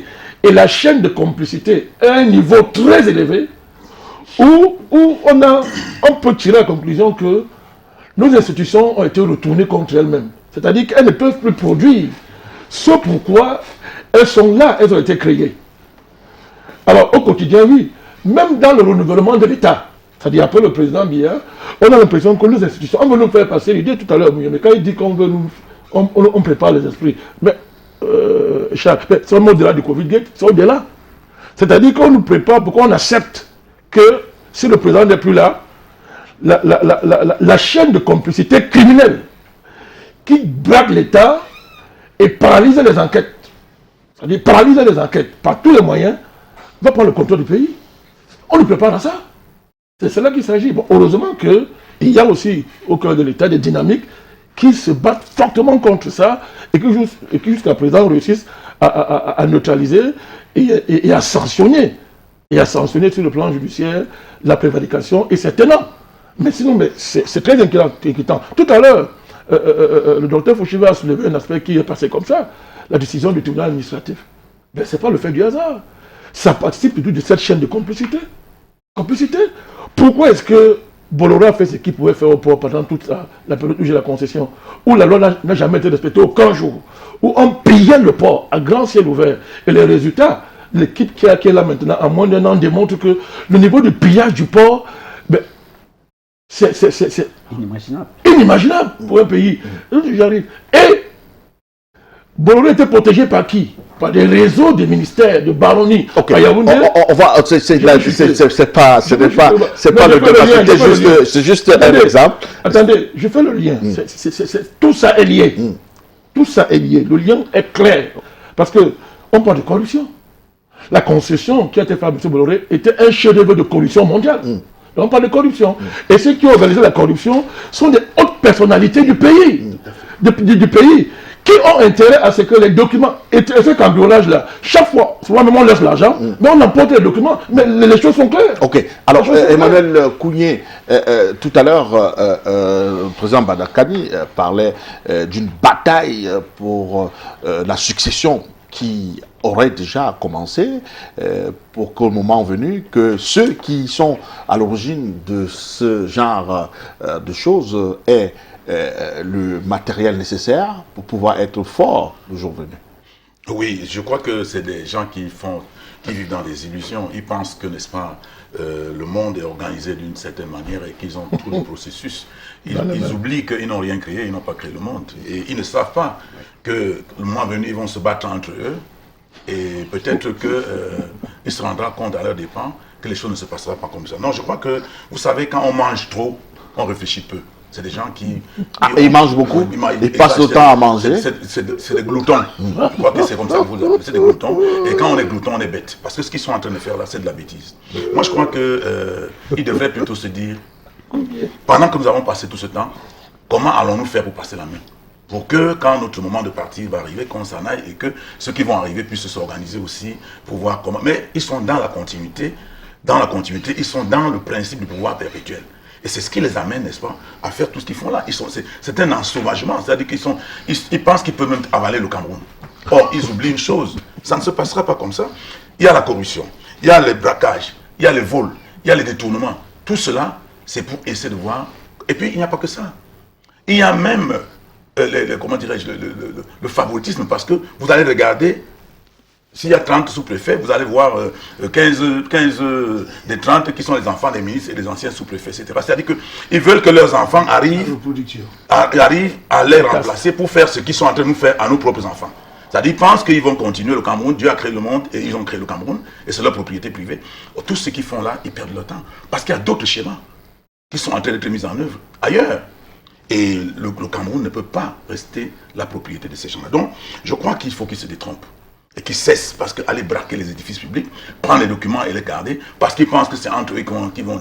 Peut-être que c'est quelqu'un qui viendra d'ailleurs, pour poser la question à ceux qui sont des braqueurs, à ceux qu'on braque, et à tout ce monde-là, et ils verront qu'ils seront mis dans le même panier. Donc je crois qu'il faut qu'ils cessent, parce que ce qui est en train d'être fait là, ce n'est pas possible qu'on entre dans un immeuble, qu'on a au 11e étage, qu'on commence à cibler les bureaux et tout ça. Ça, c'est de la... Tous les étages. Ça, c'est un banditisme organisé. Et après, on nous dit qu'on mène des enquêtes et on ne se retrouve pas. Non, nous ne sommes pas des enfants. Donc, je crois que ce qui est en train de se passer, peut-être ils sont en train de préparer la succession du président, mais le conseil que je peux leur donner, c'est de ne pas perdre leur temps, parce qu'ils ne seront pas dans la course. Docteur Edouard Fouchive, est-ce que tout cela ne relève pas du fait que, quand on regarde un peu, depuis 2007, on parle d'environ une quinzaine des édifices publics, soit cambriolés, soit volés en fumée avec les incendies, mais jusqu'ici, à ce jour, personne n'a été inquiété. Est-ce que ce n'est pas cette impunité qui encourage ces gens à continuer sur cette lancée? Non, mais Bouba, mais vous vous trompez. Votre question, si vous vous adressez au RDPC, je vous dis que vous êtes trompé. Le principe de base de la politique du RDPC est assise sur la rigueur et la moralisation. Et je le dis parce que tous ceux qui sont embastinés aujourd'hui, Tu recommences, hein? tous ceux qui sont embastinés aujourd'hui payent le fait qu'ils n'ont pas respecté ce principe Ils sont membres. dur du président national, à savoir rigueur et moralisation. Et je crois que les prisons aujourd'hui du Cameroun sont complètement remplies des cadres d'abord du RDPC qui n'ont pas su tenir, n'est-ce pas, leur langue dans la poche et ils ont payé. Mais par rapport à ce que vient de dire Emmanuel, mais détrompez-vous, vous êtes en train de renforcer cette politique de rigueur et de moralisation. Parce que déjà une note qui est virale, déjà, vous avez dû voir la note de notre secrétaire général, le camarade Pété, dit de renforcer et de supporter le camarade président national sur ce fait de rigueur et de moralisation. Ça veut dire quoi? Ce qui se passe comme Covid, le but, il faut arriver, il faut que ça arrive. Si tous ceux, les 23 sont touchés, il faut qu'ils payent. Donc, on ne va pas, ce n'est pas question, le président Badakani veut parler de la notion de succession, si ça doit passer par le braquage, aujourd'hui, le cambriolage, la destruction de resta publica, ils ont tout faux. Parce que le RDPC dirige aujourd'hui, le RDPC peut demain continuer à diriger, comme un autre parti peut venir. Le RDPC ne dirige pas pour détruire le pays. Zéro. Le RDPC dirige aujourd'hui pour apporter sa contribution, n'est-ce pas, dans le cadre de l'évolution de notre pays au Conseil des Nations Unies. Et le jour où le peuple va se rendre compte que nous n'arrivons plus, et ça peut être le cas aujourd'hui, si ce principe de rigueur et de moralisation n'est pas appliqué, le peuple répondra en 2004-2005. Et quelqu'un d'autre viendra. Ça peut être vous, ça peut être le président Badakani ou bien Maître Achou. Ça sera pour la continuité. Donc, dans le cadre politique aujourd'hui, s'ils ont en tête l'idée de la fin d'un cycle politique et que ça passe aujourd'hui par un cadre de ramassage de tout ce qu'il y a comme bien public, ils se sont trompés. Parce que le Cameroun n'appartient pas au RDPC. Le Cameroun aujourd'hui, le RDPC, a fait sa part, comme à l'époque, le premier président de la République, le président Madouaïjo, avec l'UNC, a fait sa part. Et demain, le RDPC peut continuer, comme un autre parti peut continuer. Au bout de la chaîne, c'est le Cameroun. Et c'est de ça qu'il faut parler. Alors Charles, on sort par là, par rapport à cette thématique, sur ce sujet, justement. Est-ce qu'on doit s'inquiéter d'une montée en puissance de cette façon de faire? On sait que cela a commencé immédiatement après l'ouverture d'enquête au TCS, c'est le CONSUPE. Ensuite, le CONSUPE, c'est le JICAM. Après le JICAM, c'était la Direction Générale des Impôts. Est-ce qu'on doit s'attendre à une montée en puissance de ces bandits? Non, c'est dans notre classement. C'est CONSUPE, DGI et JICAM. C'est très important. Voilà, justement. C'est pas le fait du hasard. Est-ce qu'on peut C'est pas s'attendre... le fait du hasard. Justement, est-ce que c'est pas l'effet du hasard? Est-ce qu'on doit s'attendre à une autre institution encore publique qui pourrait être appelée à être visitée par ces bandits? Vous savez, rien n'est impossible au Cameroun en ce moment. Hein. Et vous venez d'écouter le RDPC qui ne réalise pas encore que le pays est en train d'être détruit. Parce que M. Fouchivé vient de dire qu'ils ne sont pas là pour détruire, alors qu'on est à la énième saison d'épervier. C'est-à-dire que parce que si c'est encore une opération épervier, c'est-à-dire de lutte contre la corruption, ça va être une énième opération, le Covid-Gate, les Can Gate. Épervier ne veut pas dire qu'on a tué les médias. Vous vous trompez? Donc, je pense qu'on a des raisons de craindre. On a des raisons de craindre parce que les choses se font dans une telle grossièreté que ce qui laisse croire qu'on a tellement abruti la population qu'on se dit que ces gens ne peuvent même pas réaliser qu'on est en train de faire grossièrement les choses. Parce que c'est très grossier. La séquence que vous indiquez là, de braquage, mais prenez votre fils de Koumayen, lui-même il va s'inquiéter que papa quand même, donc on commence à voler ici, on continue là-bas. Mais ils sont dans une bulle où ayant travaillé à abattir le peuple, on finit par se convaincre que ce peuple est devenu véritablement stupide et qu'il ne réalise pas ce qui se passe. Il faut être dans cet état d'esprit pour fonctionner comme ça. Et donc, je ne serais pas étonné que ça continue. Parce que, regardez tout La ce qui se curiosité, passe. c'est que c'est des milieux ultra sécurisés. Il y a des caméras, C'est eux-mêmes. mais finalement, C'est les eux-mêmes caméras qui disent vont- quoi? On est au courant de eux-mêmes rien. qui Mais vont- peut-être les caméras n'ont rien vu. Boubangomna, vous avez dit tous les sujets que vous avez abordés ici aujourd'hui. Vous avez pris le sujet du passeport tout à l'heure. Est-ce que vous savez qu'on avait annoncé que le passeport se ferait en 24 heures? Ici. 2012. Oui. Ça n'a pas été annoncé. Maintenant, on ajoute encore 24 heures. Quand on avait annoncé avant, là, ça ne s'est pas produit. Ça fait quoi à qui? Je vous donne un autre exemple. Le permis à point, il est où? Vous l'avez déjà? On ne vous l'a pas annoncé ici. C'est-à-dire, ils sont arrivés à un stade où ils se disent, mais ces gens-là, on peut leur dire n'importe quoi. On peut leur faire n'importe quoi. Ils sont devenus aveugles, sourds, muets. Et nous pouvons tranquillement effacer nos preuves, grossièrement, et venir leur dire plus tard que, écoutez, vraiment, l'affaire a été très avancée. Vraiment, on voulait même arrêter M. Foussivé. Mais le cambriolage là a fait qu'on ne trouve plus. Et nous allons avaler ça. C'est pour ça qu'il n'est pas impossible qu'il y ait encore d'autres coups, soit des incendies, parce que le mode opératoire change. Tantôt c'est les incendies, tantôt c'est les vols, etc. Donc, moi je ne serais pas surpris. Rien ne peut plus me surprendre dans le fonctionnement de notre État tel qu'il va, parce que j'ai parfois l'impression qu'on a complètement déraillé. Il y a des choses qui ne peuvent pas se produire, que personne ne peut accepter dans un État. Très honnêtement, des choses simples comme les correspondances d'un secrétaire général de la présidence vers un premier ministre qui se retrouve sur les réseaux sociaux. Moi, citoyen camerounais, je ne peux pas être d'accord avec ça. Ce n'est pas possible. C'est-à-dire que mon État est dans la rue. Il n'est plus géré de façon orthodoxe. Nous savons tous pourquoi on fait il a été fonctionnaire. Il sait que chaque fois que vous avez visé, vous avez dit que j'ai vu et j'ai fait une copie. Les procédures sont là. Donc si ça sort, on sait que si ce n'est pas M. Kounié, c'était l'autre. Même dans les structures d'établissements privés, ça se fait. Mais qu'un État en soit à être aussi poreux. Je vous rappelle, à un moment donné, quand le professeur Joseph Ona avait repris le secrétaire général de la présidence, quand il arrivait, qu'est-ce qu'il avait dit? Il leur avait dit, les facsimilés que je vois partout dans la presse là, vous savez que je sais d'où ils viennent. Ça va se terminer maintenant. Vous savez que j'ai été ici et je sais qui fait ça. Il l'avait dit ouvertement lors de son discours d'installation. C'est vous dire qu'on laisse tellement de choses se passer que aujourd'hui, nous, population, on est comme des spectateurs qui se disent quelle est encore la grosse bourde qui vont sortir demain. Mais je suis convaincu d'un autre côté que ce n'est pas fait au hasard. Ok. C'est des éléments fait à aussi, dessein. c'est des éléments aussi qui nous entraînent vers d'autres pistes. Et parfois, on s'attaque à l'ombre et on laisse la proie. Et c'est souvent monté comme ça par leurs officines de communication. On fait les choses grossièrement.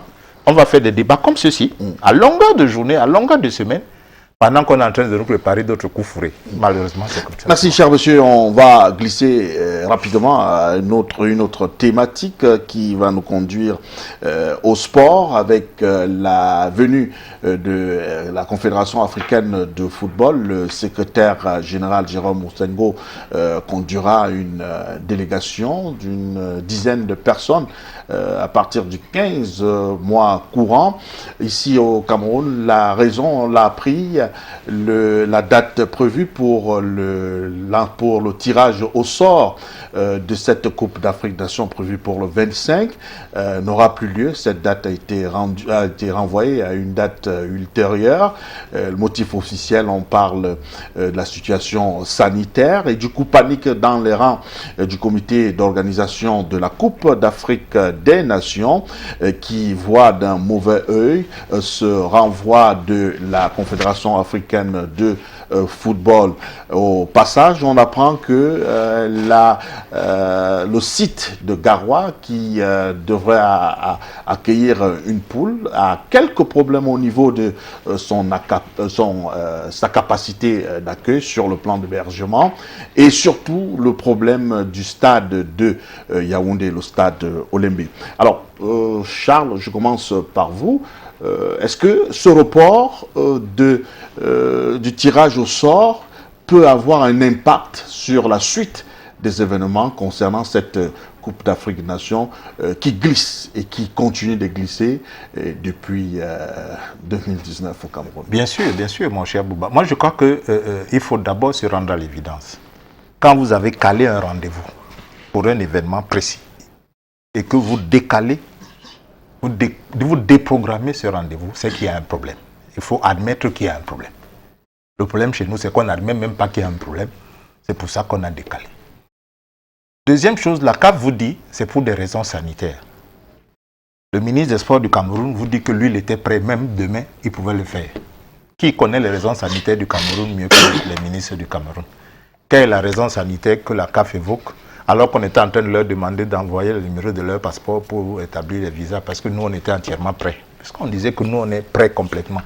D'où vient cette raison? Est-ce qu'on a contaminé la CAF dans les raisons fallacieuses? Nous dit que c'est pour des raisons sanitaires, que c'est pour d'autres choses. Donc, personnellement, j'ai la sensation que cette visite ressemble beaucoup à une visite d'Ahmad Ahmad avant les élections présidentielles en 2018. C'est-à-dire que nous prêtons le flanc nous-mêmes, parce que nous ne sommes pas prêts, malheureusement. Quand vous êtes prêt, vous êtes serein. Vous paniquez pourquoi quand quelqu'un dit qu'il ne vient pas aujourd'hui, il vient demain. Oui, viens quand tu veux, je suis là. C'est comme ça que ça se passe. Mais quand vous commencez à paniquer, c'est que vous savez pertinemment que vous n'êtes pas prêt.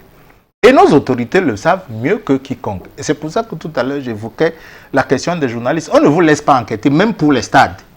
Toutes les visites sont guidées.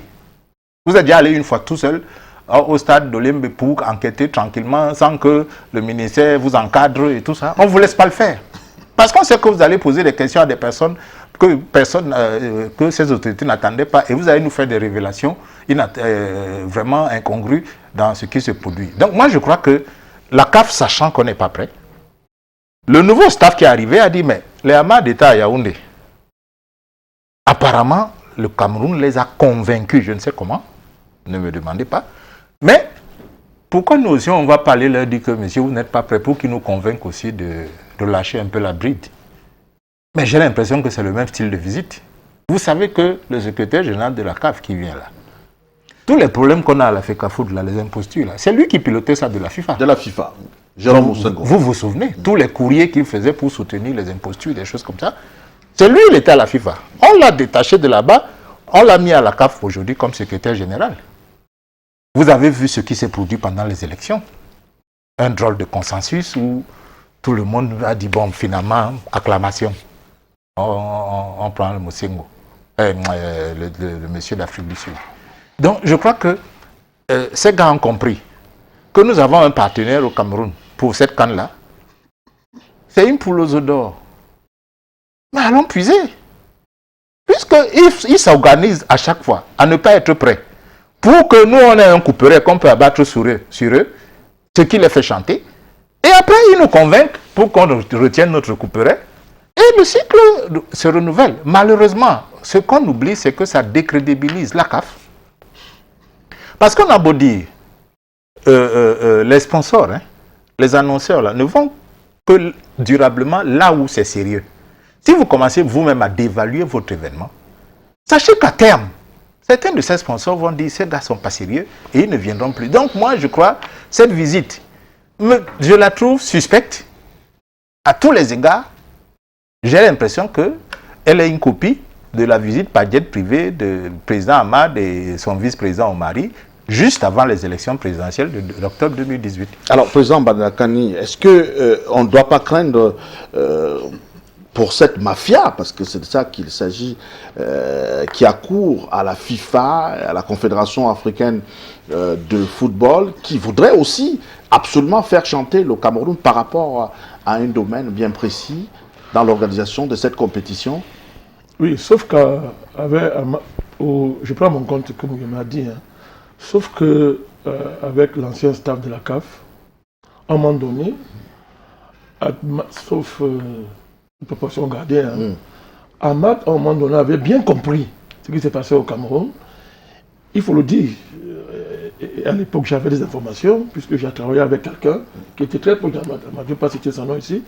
Il avait bien compris qu'il y avait une dynamique des réseaux, certains réseaux gouvernementaux, de liquider la CAN pour nuire au président. À un moment donné, lui, il a compris, il a même pris fait et cause pour le président. Et dans ses discours, il était clair. Il s'est même mis à défendre le président et à dénoncer. Et il a dit qu'il n'y avait pas de plan B pour l'organisation de cette compétition, mais après, il y avait eu l'Égypte derrière. Oui, il n'y avait pas seulement l'Égypte, même l'Algérie. C'est finalement l'Égypte qui a organisé. Oui. Donc j'étais en train de dire que... Non, je veux simplement démontrer la spécificité de la démarche d'Ahmed Ahmad à un moment donné. Pour dire qu'on n'a plus cette garantie avec le nouveau staff, comme il a train de dire. Et que c'est l'assurance. Je dis non, le football est le milieu le plus pourri dans le monde, c'est connu. C'était là-dessus la FIFA pourrie et la CAF pourrie. Donc, nous au Cameroun, on prête le flanc à ce niveau-là énormément, puisqu'ils sont très au courant de toutes les... Et ça revient toujours, c'est très lié au premier terme, avec toutes les dynamiques de pillage, de saccage, n'est-ce pas, de tous les ressources qui étaient mobilisées pour construire les stades à temps. Tout était pratiquement bouclé. Mais on ne comprend pas comment les ministres ont pu réussir la prouesse parce qu'ils voulaient voler, de tout faire pour que les chantiers n'arrivent pas à maturité à temps. Et la CAF, les gars jouent là-dessus pour faire de la surenchère et gagner de l'argent. Je ne suis pas très inquiet parce que c'est seulement ça. Ça va être géré. Puisqu'on gère toujours. Ça va être géré comment? Non, on gère toujours. En tout cas, les gouvernements savent gérer la CAF. C'est pas seulement pour Cameroun. Les gouvernements savent gérer la CAF comme ils savent gérer la FIFA. On sait gérer tout ça. Je voudrais dire que de mon point de vue, il faut absolument que le Cameroun organise la CAN. C'est une cause nationale de mon point de vue. Parce qu'au-delà des péripéties liées à la corruption, un pays sérieux gagne à organiser une telle compétition. Ça donne de la visibilité à tout point de vue, ça crée des opportunités à tout point de vue. Et quoi qu'on dise, grâce à cette échéance, le Cameroun a fait un bond en matière d'infrastructure. Maintenant, il n'y a plus de débat là-dessus, on a fait un bond. Donc, vous voyez ce que la CAN peut apporter. Il faut tout faire, n'est-ce pas, pour que ça soit organisé. C'est pour ça que j'insiste toujours sur la lecture que moi j'ai vraiment de la corruption. Et tout à l'heure, à votre émission, quand on a élargi l'affaire Rogicam, c'est intéressant pour voir que ça dépasse la sphère gouvernementale et que c'est l'ensemble du pays. Et moi, j'appelle ça l'état profond. L'état profond, c'est au-delà du gouvernement. C'est le privé, c'est des gros intérêts qu'il y a dans notre pays, y compris internationaux, qui sont là et qui, à un moment donné, sont organisés pour confisquer l'État et en faire le moyen de leurs ambitions à eux et la reproduction de leurs intérêts. Donc, la question c'est pour ça que je dis que, en face, il y a aussi dans le pays des forces qui vont au-delà du gouvernement, qui se battent pour que le pays ne tombe pas sous la chape de plomb de ces gens-là. Et il faut encourager, il faut relever ça. Pas généraliser, dire que tout est pourri. Non. C'est pour ça que je suis content du discours de M. Fauchivé quand il parle au nom du RDPC, du moins de la partie du RDPC, qui est engagée, n'est-ce pas, sur le chantier de la moralisation et de la rigueur. Alors, Emmanuel Kounié, est-ce que cette situation n'ouvre pas une grande porte à cette situation que les Camerounais ont vécu, ce problème du gré à gré, pour travailler dans l'urgence, parce que nous sommes dos au mur? Est-ce que cela n'est pas fait à dessein? Parce que quand on sait que pour le stade Olébé, on a dit qu'il serait prêt, il était prêt à 20%, après 80%, après 90%, après il n'est pas prêt, après il faut encore 15 mois pour pouvoir livrer ce stade. Mais c'est quand même un peu inquiétant aussi. Oui, je pourrais dire que de toute façon, nous ne serons jamais prêts. Il est souhaitable qu'on joue la CAN, mais s'il faut qu'on soit prêt, je pense qu'il faudrait oublier les Camerounais ne seront jamais prêts. Il y aura toujours quelque chose qui nous amènera à discuter comme ça avant l'événement. Et puis je voudrais dire à mon ami Fauchivé que avec leur rigueur et moralisation dont il parle là, et il parle de continuité, non. Nous attendons la rupture. Il faut une vraie rupture. Que les comportements changent, que les gens soient différents, que les gens regardent d'une manière différente. Il faut regarder sous un autre prisme le Cameroun. Parce que ce qui a été fait depuis 40 ans, aujourd'hui, nous avons atteint le paroxysme. On ne peut plus continuer. Il faut Il faut casser ce système pour repenser le Cameroun différemment. Alors, pour revenir à la CAN, moi je crois qu'on peut pleurnicher, mais la vérité c'est que nous avons quand même profité. Nous avons gagné. Allez par exemple à Bafoussam. Que vous voulez ou pas, du fait de cette CAN, la ville de Bafoussam a pratiquement changé. Quand vous allez à Bafoussam, enfin, Bafoussam a quand même des routes. Vous allez à Bafoussam, ce n'est plus la ville poussière, parce que c'était la poussière partout.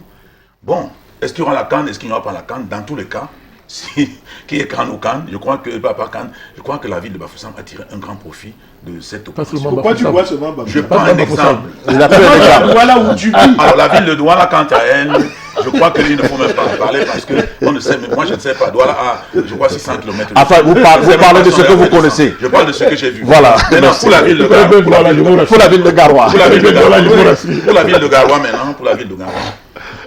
Le stade est là, mais il nous revient que il n'y a pas d'infrastructure, capacité d'accueil, d'hébergement. Alors, la vérité c'est que on a 24 clubs qui doivent jouer. Il faut, je crois, 6 stades. 6 sites, ouais. 6 sites. Or, nous avons 4 sites prêts. C'est-à-dire 2 à Douala, un site à Yaoundé, un à Bafoussam. Maintenant, il faudrait que Olembe et Garoua puissent s'apprêter. Est-ce que nous allons réussir? Il n'y a pas Limbe. Non, Limbe, je crois que Limbe est hors course. Non, Limbe est dans la ligne. Limbe n'est pas hors course. Comment tu Limbe n'est pas hors course. Limbe n'est pas hors course. Alors, ça veut dire Au départ, c'est le stade de la réunification qui était un terrain Limbe a été... Alors, ça veut donc dire que nous allons... En fait, le problème pour le stade de Douala, il n'y avait que le stade de Diapoma qui était retenu. Et le stade de Bepanda était un site d'entraînement. Et là, il y a une possibilité de pouvoir... Ça nous donne donc 5 sites. Donc il faut un sixième. Alors, on va chercher entre Garoua et Olembe. Est-ce que les gens vont habiter à Douala pour aller jouer à Yaoundé pour aller jouer à Garoua? Je ne crois pas. Donc, je ne sais pas comment on va faire. Et l'hôtel qui était prévu, n'est-ce pas, pour la CAN, je crois que dans tous les cas, ce sera très difficile qu'ils arrivent à l'achever. Et voilà le problème. Donc, il y a quand même une énigme qui reste. Mais... est-ce qu'on ne peut pas trouver une formule pour pouvoir, n'est-ce pas, jouer avec 5 stades? Pour ma part, je pense qu'il faut qu'on ait la CAN. Parce que c'est un événement. Moi, j'ai assisté à la CAN au Cameroun en 1972. Moi, j'étais en 4e. C'était un événement national. On venait nous vendre les billets en classe au Collège Saint-Michel. Nous étions des enfants, on venait nous vendre les billets de stade en classe. Parce qu'il fallait que des gens qui peuvent comprendre quelque chose au stade. On a fait ça faire lever la jeunesse. C'était un événement historique. Donc, quand je vois de 1960 à aujourd'hui, je regarde tous ceux qui sont là, n'ont jamais vu un événement pareil, je me dis que, tant qu'à faire, si on peut forcer même, comme on a dit tout à l'heure, même par les moyens que seul le RDPC connaît, s'ils peuvent utiliser leurs moyens qu'ils connaissent pour nous permettre d'avoir cette CAN, on ne sera peut-être pas d'accord avec les moyens là, mais on sera au moins content d'avoir cette CAN, parce que nous en avons besoin. Alors, docteur Edouard Fauchivé, dans la même mouvance, il y a eu plusieurs réactions, plusieurs sorties, le ministre des Sports, le ministre de la Communication et même le président de la Fédération a fait un tweet sur cette question pour dire qu'il n'y a pas de panique.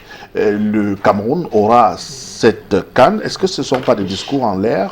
Est-ce qu'on n'essaye pas de tromper les Camerounais une fois de plus? Je crois qu'il faut... Vous y croyez, vous? Oui, je crois. Je crois fermement. Je crois qu'il faut... Je dis ça par rapport à Charles. Nous sommes à un stade, il nous reste 6 mois.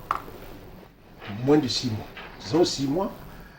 Et je crois que, pour une fois que Kouni est d'accord avec la politique gouvernementale, il faut y aller. Parce que, c'est très important. C'est-à-dire que Badakani a planté le décor. Moi, je voudrais utiliser les interventions de Charles, d'Emmanuel et du président Badakani pour dire simplement qu'on ne peut pas refuser à cette jeunesse de rêver. Si on refuse, parce que Emmanuel dit en 72, on venait lui vendre le billet dans la classe. C'était pour que l'élévation de l'esprit, ce rêve, que les enfants comprennent qu'il y a quelque chose. Vous savez, dans le cadre du croisement, n'est-ce pas, du flux, il y a toujours quelque chose qui se dégage. Regardez comment il a décrit Bafoussam. Avec beaucoup, on sent qu'il est émotion. Vous avez vu, il a même oublié Limbe. Et voulait tuer ainsi Achou. Vous voyez?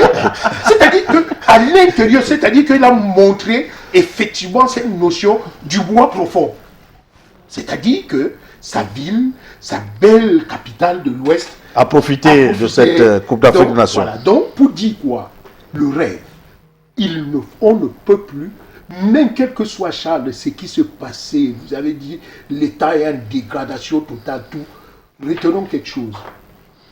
N'empêchons pas notre jeunesse de rêver. On dit chez nous, les Bantous, que si tu rêves en français, c'est que tu mens. Tu dois rêver en patois. Parce que tu es créé quelque part. Il y a comme on dit chez nous, ton nombril est enterré quelque part. Donc, tu ne peux pas, je ne peux pas me mettre à rêver en Sawa, à Douala, c'est pas possible. Il y a toujours quelque chose. La preuve, c'est ce que je vais dire. Quand il a commencé à décrire les avantages de la Coupe de Nations qui arrive, il a décrit Bafoussam. C'est bon comme ça. Donc, ne refusons pas cette jeunesse. Je crois que le président de la fédération, les ministres de la République et les ingénieurs qui sont aujourd'hui, sur 6 mois, doivent comprendre que même si la partie d'accueil de Garoua ne peut pas se faire aujourd'hui, il faut à tout prix, même s'il faut dimensionner Ngandere pour Garoua, loger pour Maroua, il faut que la jeunesse de Garoua rêve de la Coupe des Nations. Si vous leur refusez ça, c'est que vous avez divisé encore le Cameroun. Et c'est donc pour ça que, quand j'ai dit ceci, j'ai planté ces 2 corps Bouba, c'est pour dire à nos dirigeants que ce n'est plus la Coupe des Nations gouvernementale. Ah non. Il faut qu'ils comprennent que les Camerounais attendent. C'est une cause nationale, profonde, nationale. Et on doit regarder. Donc, excusez-moi, Bouba. Regardez ce qui s'est passé à Limbé le premier jour où on a lancé le Chan à Limbé. Nous tous, nous avions peur. Mais regardez, quand on a posé la question aux jeunes qui étaient au stade, ils étaient contents de voir qu'un pays est venu jouer à Limbé. C'était un rêve. Et ça leur a donné, même nos frères, qui à un moment donné ne voulaient pas voir ce regroupement, tout s'est arrêté. Et toutes les équipes qui sont allées là-bas n'ont pas été inquiétées. Alors, signor Barista Achou, il faut dire que l'inquiétude demeure, avec une autre incertitude, surtout quand on essaye un peu de voir la date à laquelle cette compétition a été attribuée au Cameroun, 2014. 7 ans après, nous n'arrivions pas toujours à rendre disponibles les infrastructures nécessaires. D'aucuns disent que le Cameroun est maudit. Vous le pensez aussi? Je ne suis pas d'accord avec ceux qui le disent dans le domaine du sport. Parce que je pense que ça ne fait pas longtemps que la CAF a dit quelque part que le Cameroun était une fierté et pour organiser dans le monde. Du monde. Les infrastructures, n'est-ce pas, du football. Alors, cette même CAF ne peut pas être en contradiction avec lui-même pour dire maintenant que le Cameroun n'est pas prêt. Donc, mais elle menace quand même le Cameroun. Hein. Non, il faut que nous soyons objectifs. La dernière mission qui est passée a relevé quelques petites défaillances. On a dit par exemple que le stade de Boya, on devait remplacer le gazon. Ça ne prend pas 3 mois. Ce n'est pas une raison pour laquelle on va... Le gazon ça prend 6 mois. Le gazon, c'est un peu plus que ça. C'est plus que ça. Plus que ça, 3 mois. Du bon gazon. Mais on a 6 mois. On a 6 mois avant la compétition. D'accord, ok. On peut le faire. Poursuivez. Ok. Poursuivez. Maintenant, on a le stade d'Olembe. À moins que les images qu'on nous montre soient fausses, Olembe est prêt. Dans le cadre... Olembe est prêt, le stade est prêt. On disait que l'hôtel, on a même l'hôtel qui était prévu là, est prêt. Pas encore. Non. On ne peut pas encore jouer. On peut pas encore jouer au foot à Olembe. Pas encore. Parole des entrepreneurs. Pas encore. Eux-mêmes, ils ont programmé le premier match en août. Voilà. En août. Voilà. Donc ça veut dire que là, maintenant, on ne peut pas jouer. Août, septembre, octobre, novembre, décembre. 5 mois. Alors... Donc, Olembe sera prêt. Donc, laissons ce côté-là. Alors, maintenant, Garoua, à entendre votre développement, vous avez comme l'impression qu'il y a une conspiration contre le Cameroun. Il faut que la CAF arrête la conspiration. Ouais. Ils font tout comme ça. Il faut que la CAF arrête cette conspiration. C'est la même CAF qui a organisé le Chan. Ouais. On n'a pas eu de plainte.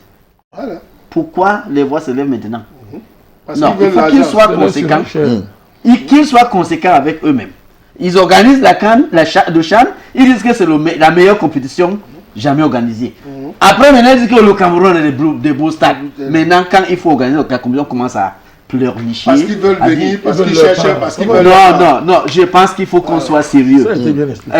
Mon ami Kounia a dit que Bafoussam a gagné. Tu n'as pas aussi dit que Douala a gagné. Tout le Cameroun a gagné. L'autre entrée, Bépanda, vous avez vu l'autre entrée du stade?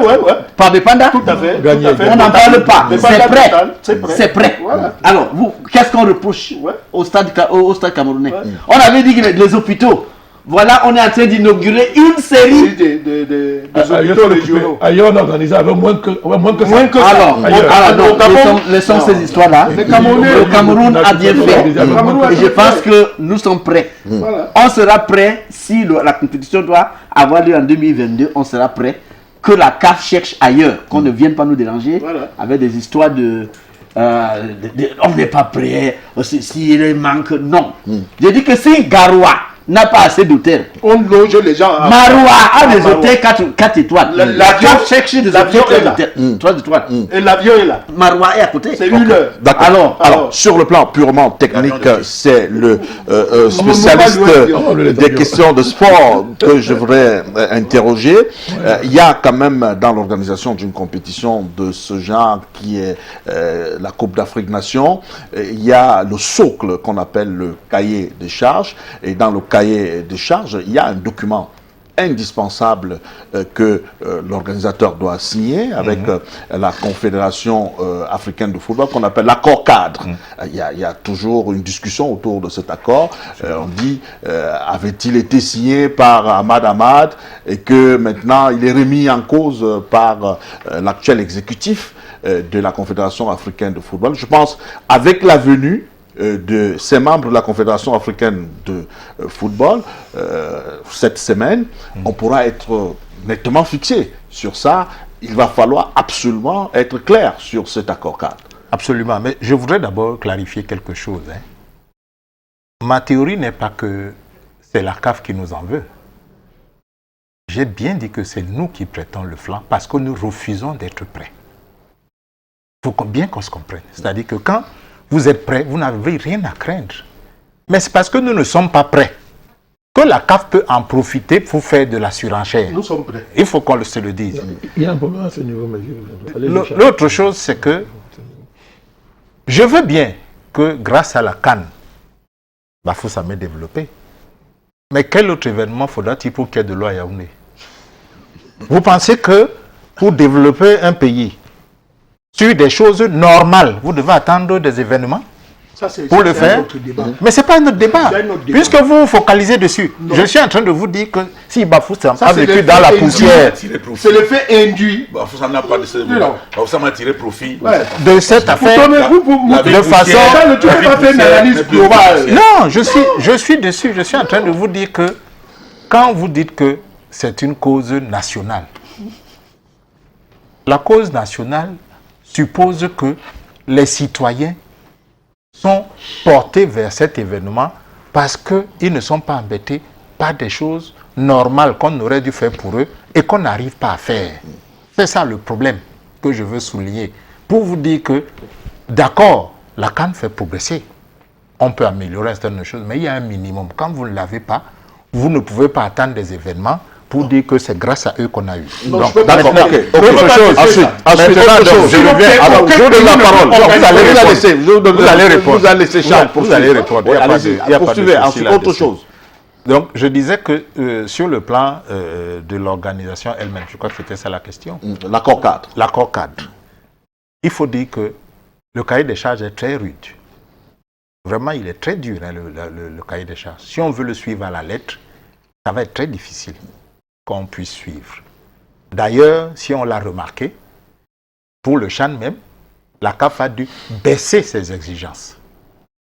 Oui, mais parce que nous avions une organisation... Si on reste rigoureux sur le cahier des charges tel que l'équipe de Ahmad a voulu le définir, vous savez que quand ils sont arrivés avec une réforme telle que les choses doivent être sur les standards des joueurs que nous avons aujourd'hui. Je ne sais pas si vous vous souvenez de cela. Aujourd'hui, on a les Salah, on a les Mané, on a les Eto'o. Il faut faire les choses à ce niveau. Et d'ailleurs, les missions d'inspection devait être faite par des cabinets internationaux incorruptibles, etc. Vous vous souvenez de ce discours? Mais à un moment donné, quand ils ont envoyé un cabinet ici, le cabinet a dit que lui, il n'enquête pas parce que le Cameroun a dit qu'il va lui refuser les autres marchés qu'il a au Cameroun. Il a compris que les enjeux peuvent être au-dessus de cela. Il a ramené les enquêteurs, les équipes d'inspection de la CAF qui ont recommencé à venir. L'autre chose que je voulais relever par rapport à cela, c'est que quand vous dites Garoua, le problème c'est que nous travaillons avant le coronavirus avec des équipes où on a 2 joueurs par chambre à l'hôtel. Le corona, avec les questions de distanciation, maintenant c'est un seul joueur par chambre. Ça veut dire que le quota de chambres de joueurs est multiplié par 2. C'était à nous d'anticiper. Parce que vous avez beau dire Marois, etc. Les terrains d'entraînement ne sont pas Marois. Vous voulez que chaque matin, pour s'entraîner, qu'on parte de Marois à Garoua ou de Ngandere à Garoua pour s'entraîner et revenir l'après-midi, repartir, s'entraîner encore l'après-midi à Marois. Ça va être difficile. Honnêtement, pour moi, aujourd'hui, avec ce cahier de charge rude là, je crois qu'il faut qu'on commence à penser, qu'on anticipe sur un plan B.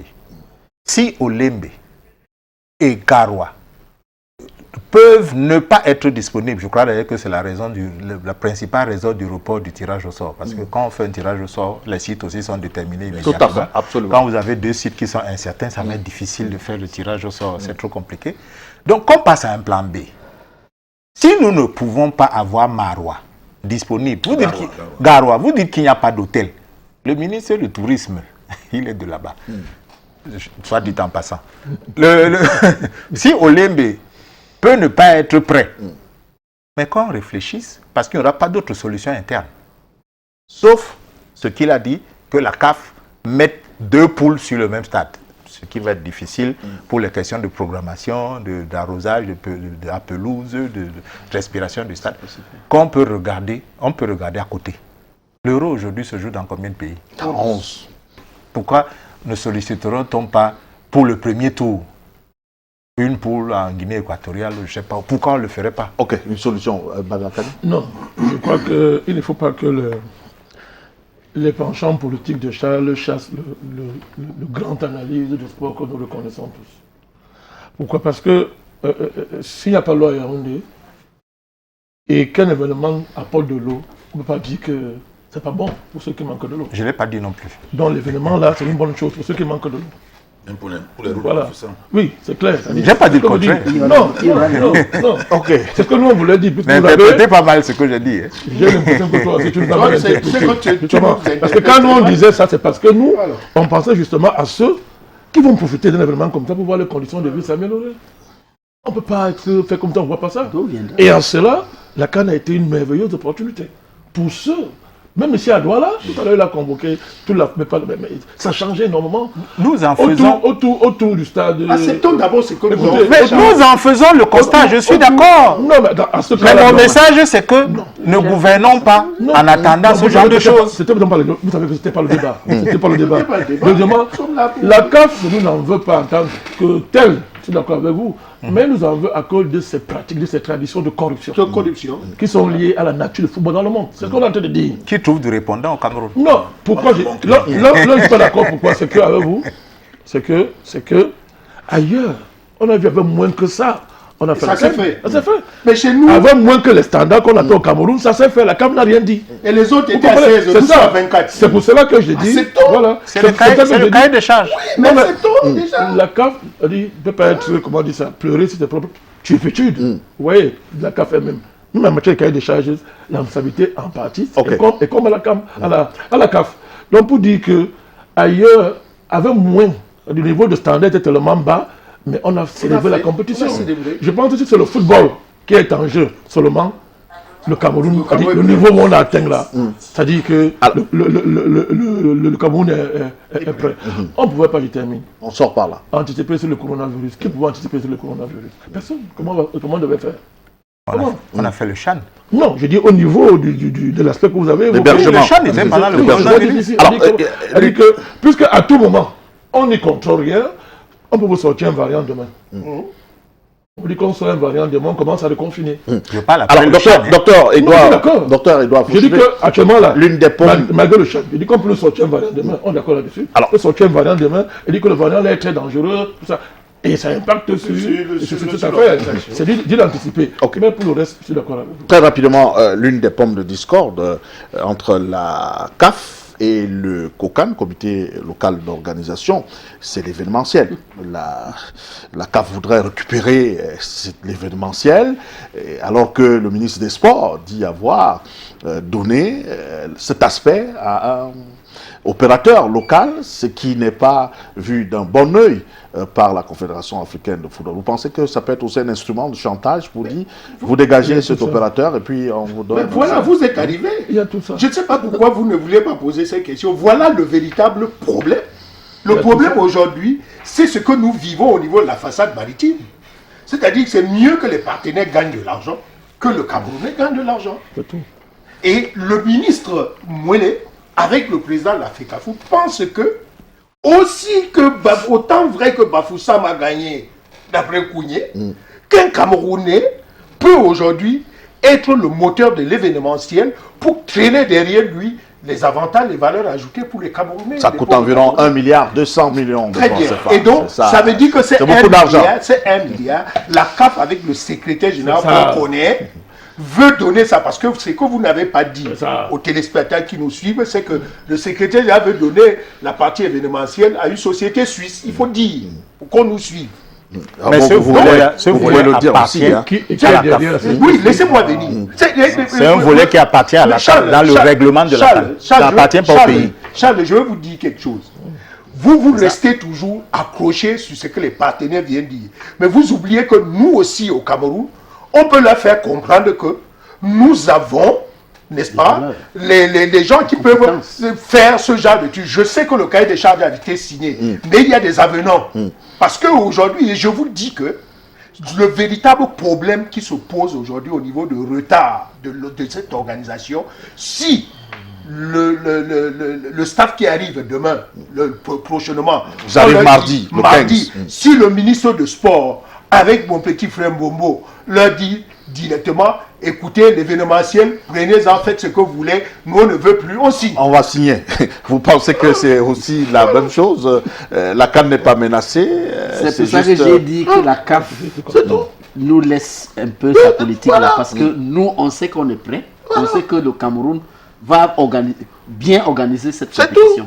Donc, c'est des petits trucs comme ça. Bon, ils cherchent à manger. À manger. Parce que c'est le Cameroun. Nous ne pouvons pas manger. La première Charles a dit quelque chose. Vous, les spécialistes de la communication, on va même vous refuser les miettes. Je suis sûr, moi je faisais partie de l'organisation de Chan dans le cadre de la commission de compétition. Mais vous n'étiez, même vous qui êtes spécialistes de la communication, vous n'étiez même pas. On vous refuse même ce que vous pouvez apporter comme contribution. Alors que ce rendez-vous de donner et de recevoir, ça doit partir de la base jusqu'au sommet.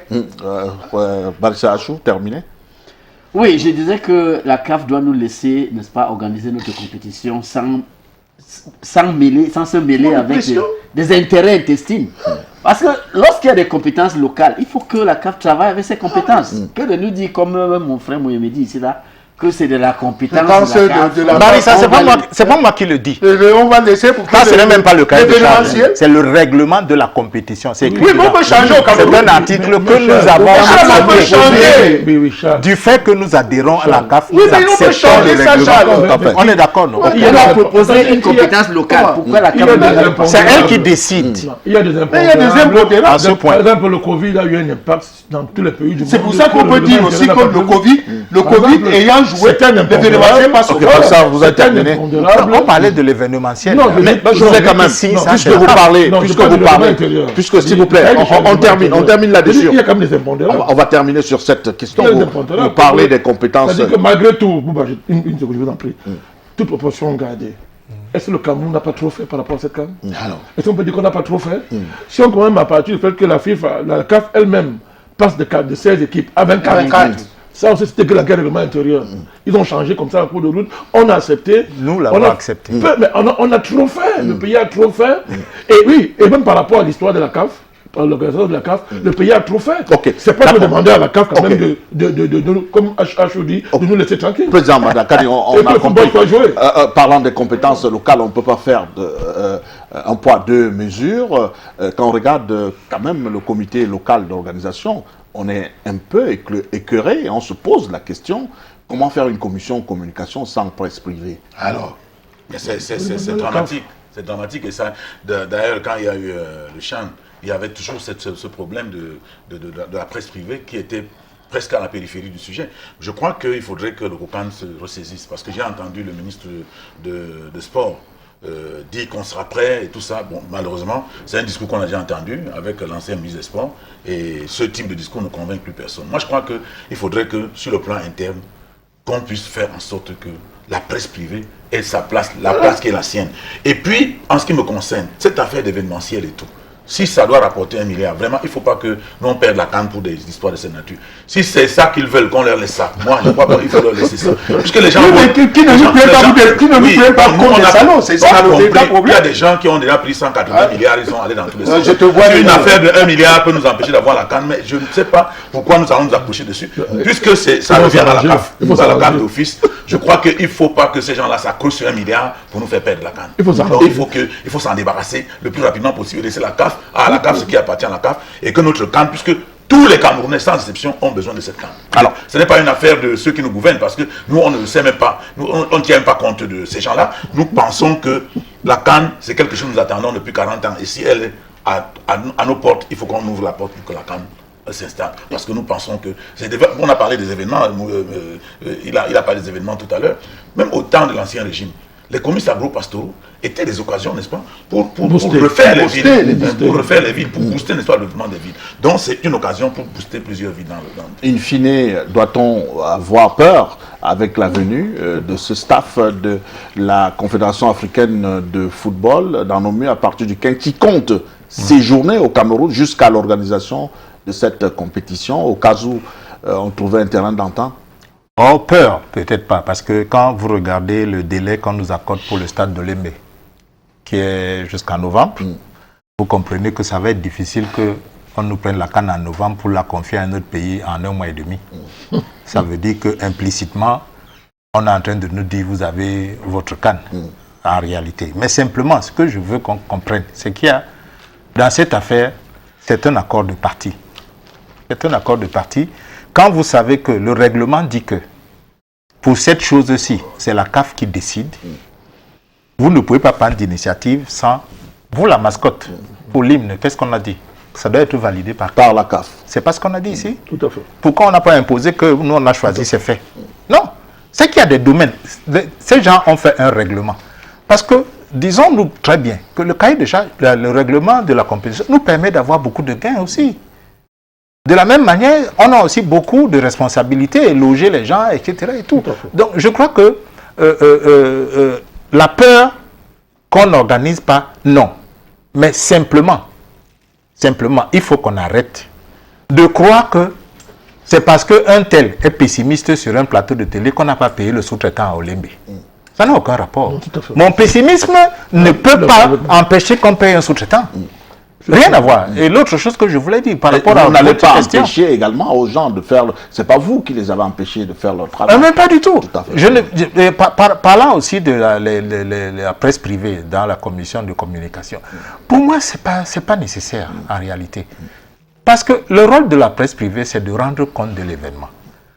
Ce qu'on doit demander, c'est que s'agissant d'une fête camerounaise, que la télévision nationale n'écrive plus sur son écran que Canal 2 n'a pas le droit de prendre les images de la CAN, parce que l'État du Cameroun qui va acheter ces images va les acheter pour la presse du Cameroun et pas pour la CRTV. Ce n'est pas l'État de CRTV. On termine avec l'image. C'est sur ça qu'on doit se battre. Ça va vous permettre à vous de vendre des espaces.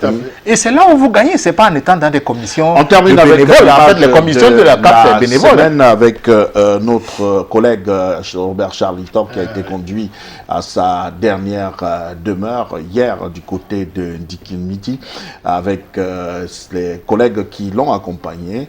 Je vous propose de sortir avec ce reportage.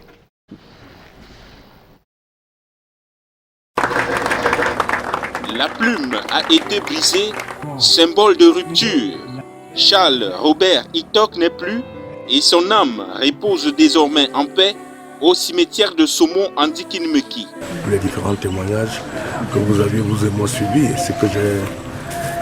c'est tout simplement l'image d'un enfant respectueux, très attachant. J'ai eu le bonheur de ces 42 ans, de les vivre entièrement, de sa naissance jusqu'au moment où il veut rentrer dans la profession, jusqu'au jour où je suis allé signer son acte de mariage, rendu à ce jour. Moment de grande émotion, particulièrement triste, dans la cour familiale Sizandiki village. Robert Charles Itok s'en va et laisse une profonde douleur dans sa famille naturelle et professionnelle. L'image que nous gardons de l'Itok, c'est l'image d'un professionnel. C'est un monsieur très simple, on l'appelle souvent le gentleman parce que c'est, vu même sa formation de base, Itok qui devait être un prêtre. C'est tout dire, c'est-à-dire la simplicité de l'homme. Même dans la profession, c'est aussi quelqu'un qui respecte ses principes de vie, c'est-à-dire ponctualité et le travail. L'ensemble des journalistes était représenté par le syndicat national des journalistes du Cameroun qui n'a ménagé aucun effort pour dire ses adieux à Robert Charles Itok. Nous sommes fiers d'être ici aujourd'hui. Les regrets, il y en aura toujours, mais Robert Charles Itok, le cimetière, on vient de laisser Sora, qu'il a vécu avec nous. On l'a aimé comme il aimait les autres. C'était un professionnel rompu à la tâche, attitude qu'il a cultivée de son passage au petit séminaire. Ses anciens camarades gardent de lui d'énormes souvenirs. Robert qui nous quitte aujourd'hui laisse un grand vide parmi nous. C'était un frère dans la foi, un frère dans la science, un frère dans la fraternité. Et c'est avec beaucoup de douleur que nous l'accompagnons à la demi. Nous espérons que le Seigneur saura lui-même combler ce trou en créant notre Robert, le fleuron de la communication, le fleuron de la science, le fleuron de la fraternité.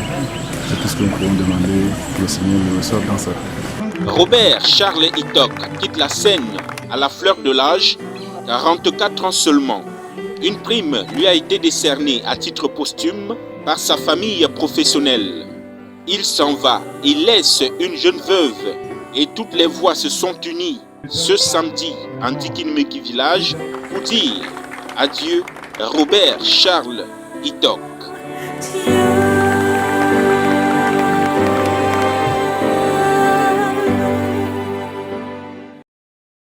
C'est terminé, on va dire clap et fin pour Robert Charles Itok qui a été conduit à sa dernière demeure hier.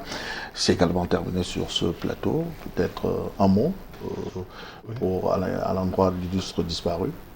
Je l'ai connu dans le cadre des émissions. Il a eu l'honneur de me recevoir, il m'a fait l'honneur de me recevoir et de m'inviter. Je suis très touché d'abord parce qu'il n'est pas très jeune, 44 ans. Et comme ses collègues ont dit, c'était quelqu'un de très attachant, d'humble, de très accueillant. Ça se voyait dans la préparation de ses émissions, la manière dont il gérait les émissions. Je peux que souhaiter des condoléances à sa famille. Bon, vous savez, quand il y a un événement comme celui-là, nous avons les bras cassés, on ne peut rien dire. On doit tout simplement lui dire que la terre de nos ancêtres lui soit légère. Il a fait son chemin, je crois que c'est le sort et je crois qu'il n'y a rien à dire de particulier. Mais on peut reconnaître que c'est un garçon qui n'avait de problème avec personne. Barissarachou. Il était parmi ceux qui m'ont reçu à mon unique passage à l'émission La Reine. Vraiment, j'étais très touché parce que j'ai appris son décès. Pas très jeune, 42 ans, 44 ans vraiment. Si on pouvait choisir. Charles. Je ne peux qu'adresser mes sincères condoléances à toutes ces familles, professionnelles, filiales, et tout ça, tout ce que vous voulez. Et prier que Dieu ait son âme. À ce genre de moment, en général, je ne trouve pas de mots. Docteur Edouard. C'est tellement triste. Ce jeune a fait quelque chose de... Je peux vous le dire aujourd'hui, il n'est pas là. Quand nous avons voulu avec le président Bandakani, mettre sur pied l'idée de la task force maritime pour la défense des intérêts nationaux. C'est lui qui est venu vers nous pour nous dire la structuration communicationnelle qu'on devait faire. Et je pense qu'aujourd'hui, nous sommes en train de faire ce travail grâce à ce jeune homme qui n'a rien demandé. Il nous a suivis dans une radio et il est venu à travers M. Fouda nous demander, écoutez, ce que vous avez fait, je voudrais apporter, voilà ce que vous devez faire. Comme il est spécialiste de la communication, et tout ce qu'il nous a dit, on l'a fait. Et je crois qu'aujourd'hui, vous voyez avec quelle énergie je défends la façade maritime. Merci Charles. Merci cher monsieur, c'est terminé. La rediffusion de ce programme, ce sera donc ce soir à 23h30, la première. La seconde, ce sera donc demain quand il sera à 23h. Surtout, ne bougez pas, l'équipe de sport prend le relais dans quelques minutes seulement avec Canal 2 qui est le diffuseur exclusif sur le territoire national de l'Euro. Vous allez rester scotché, madame, monsieur. Il me reste qu'à vous souhaiter de passer une excellente journée en compagnie des programmes de Canal 2 International. D'ici à là, gardez le sourire. Bien le bonjour.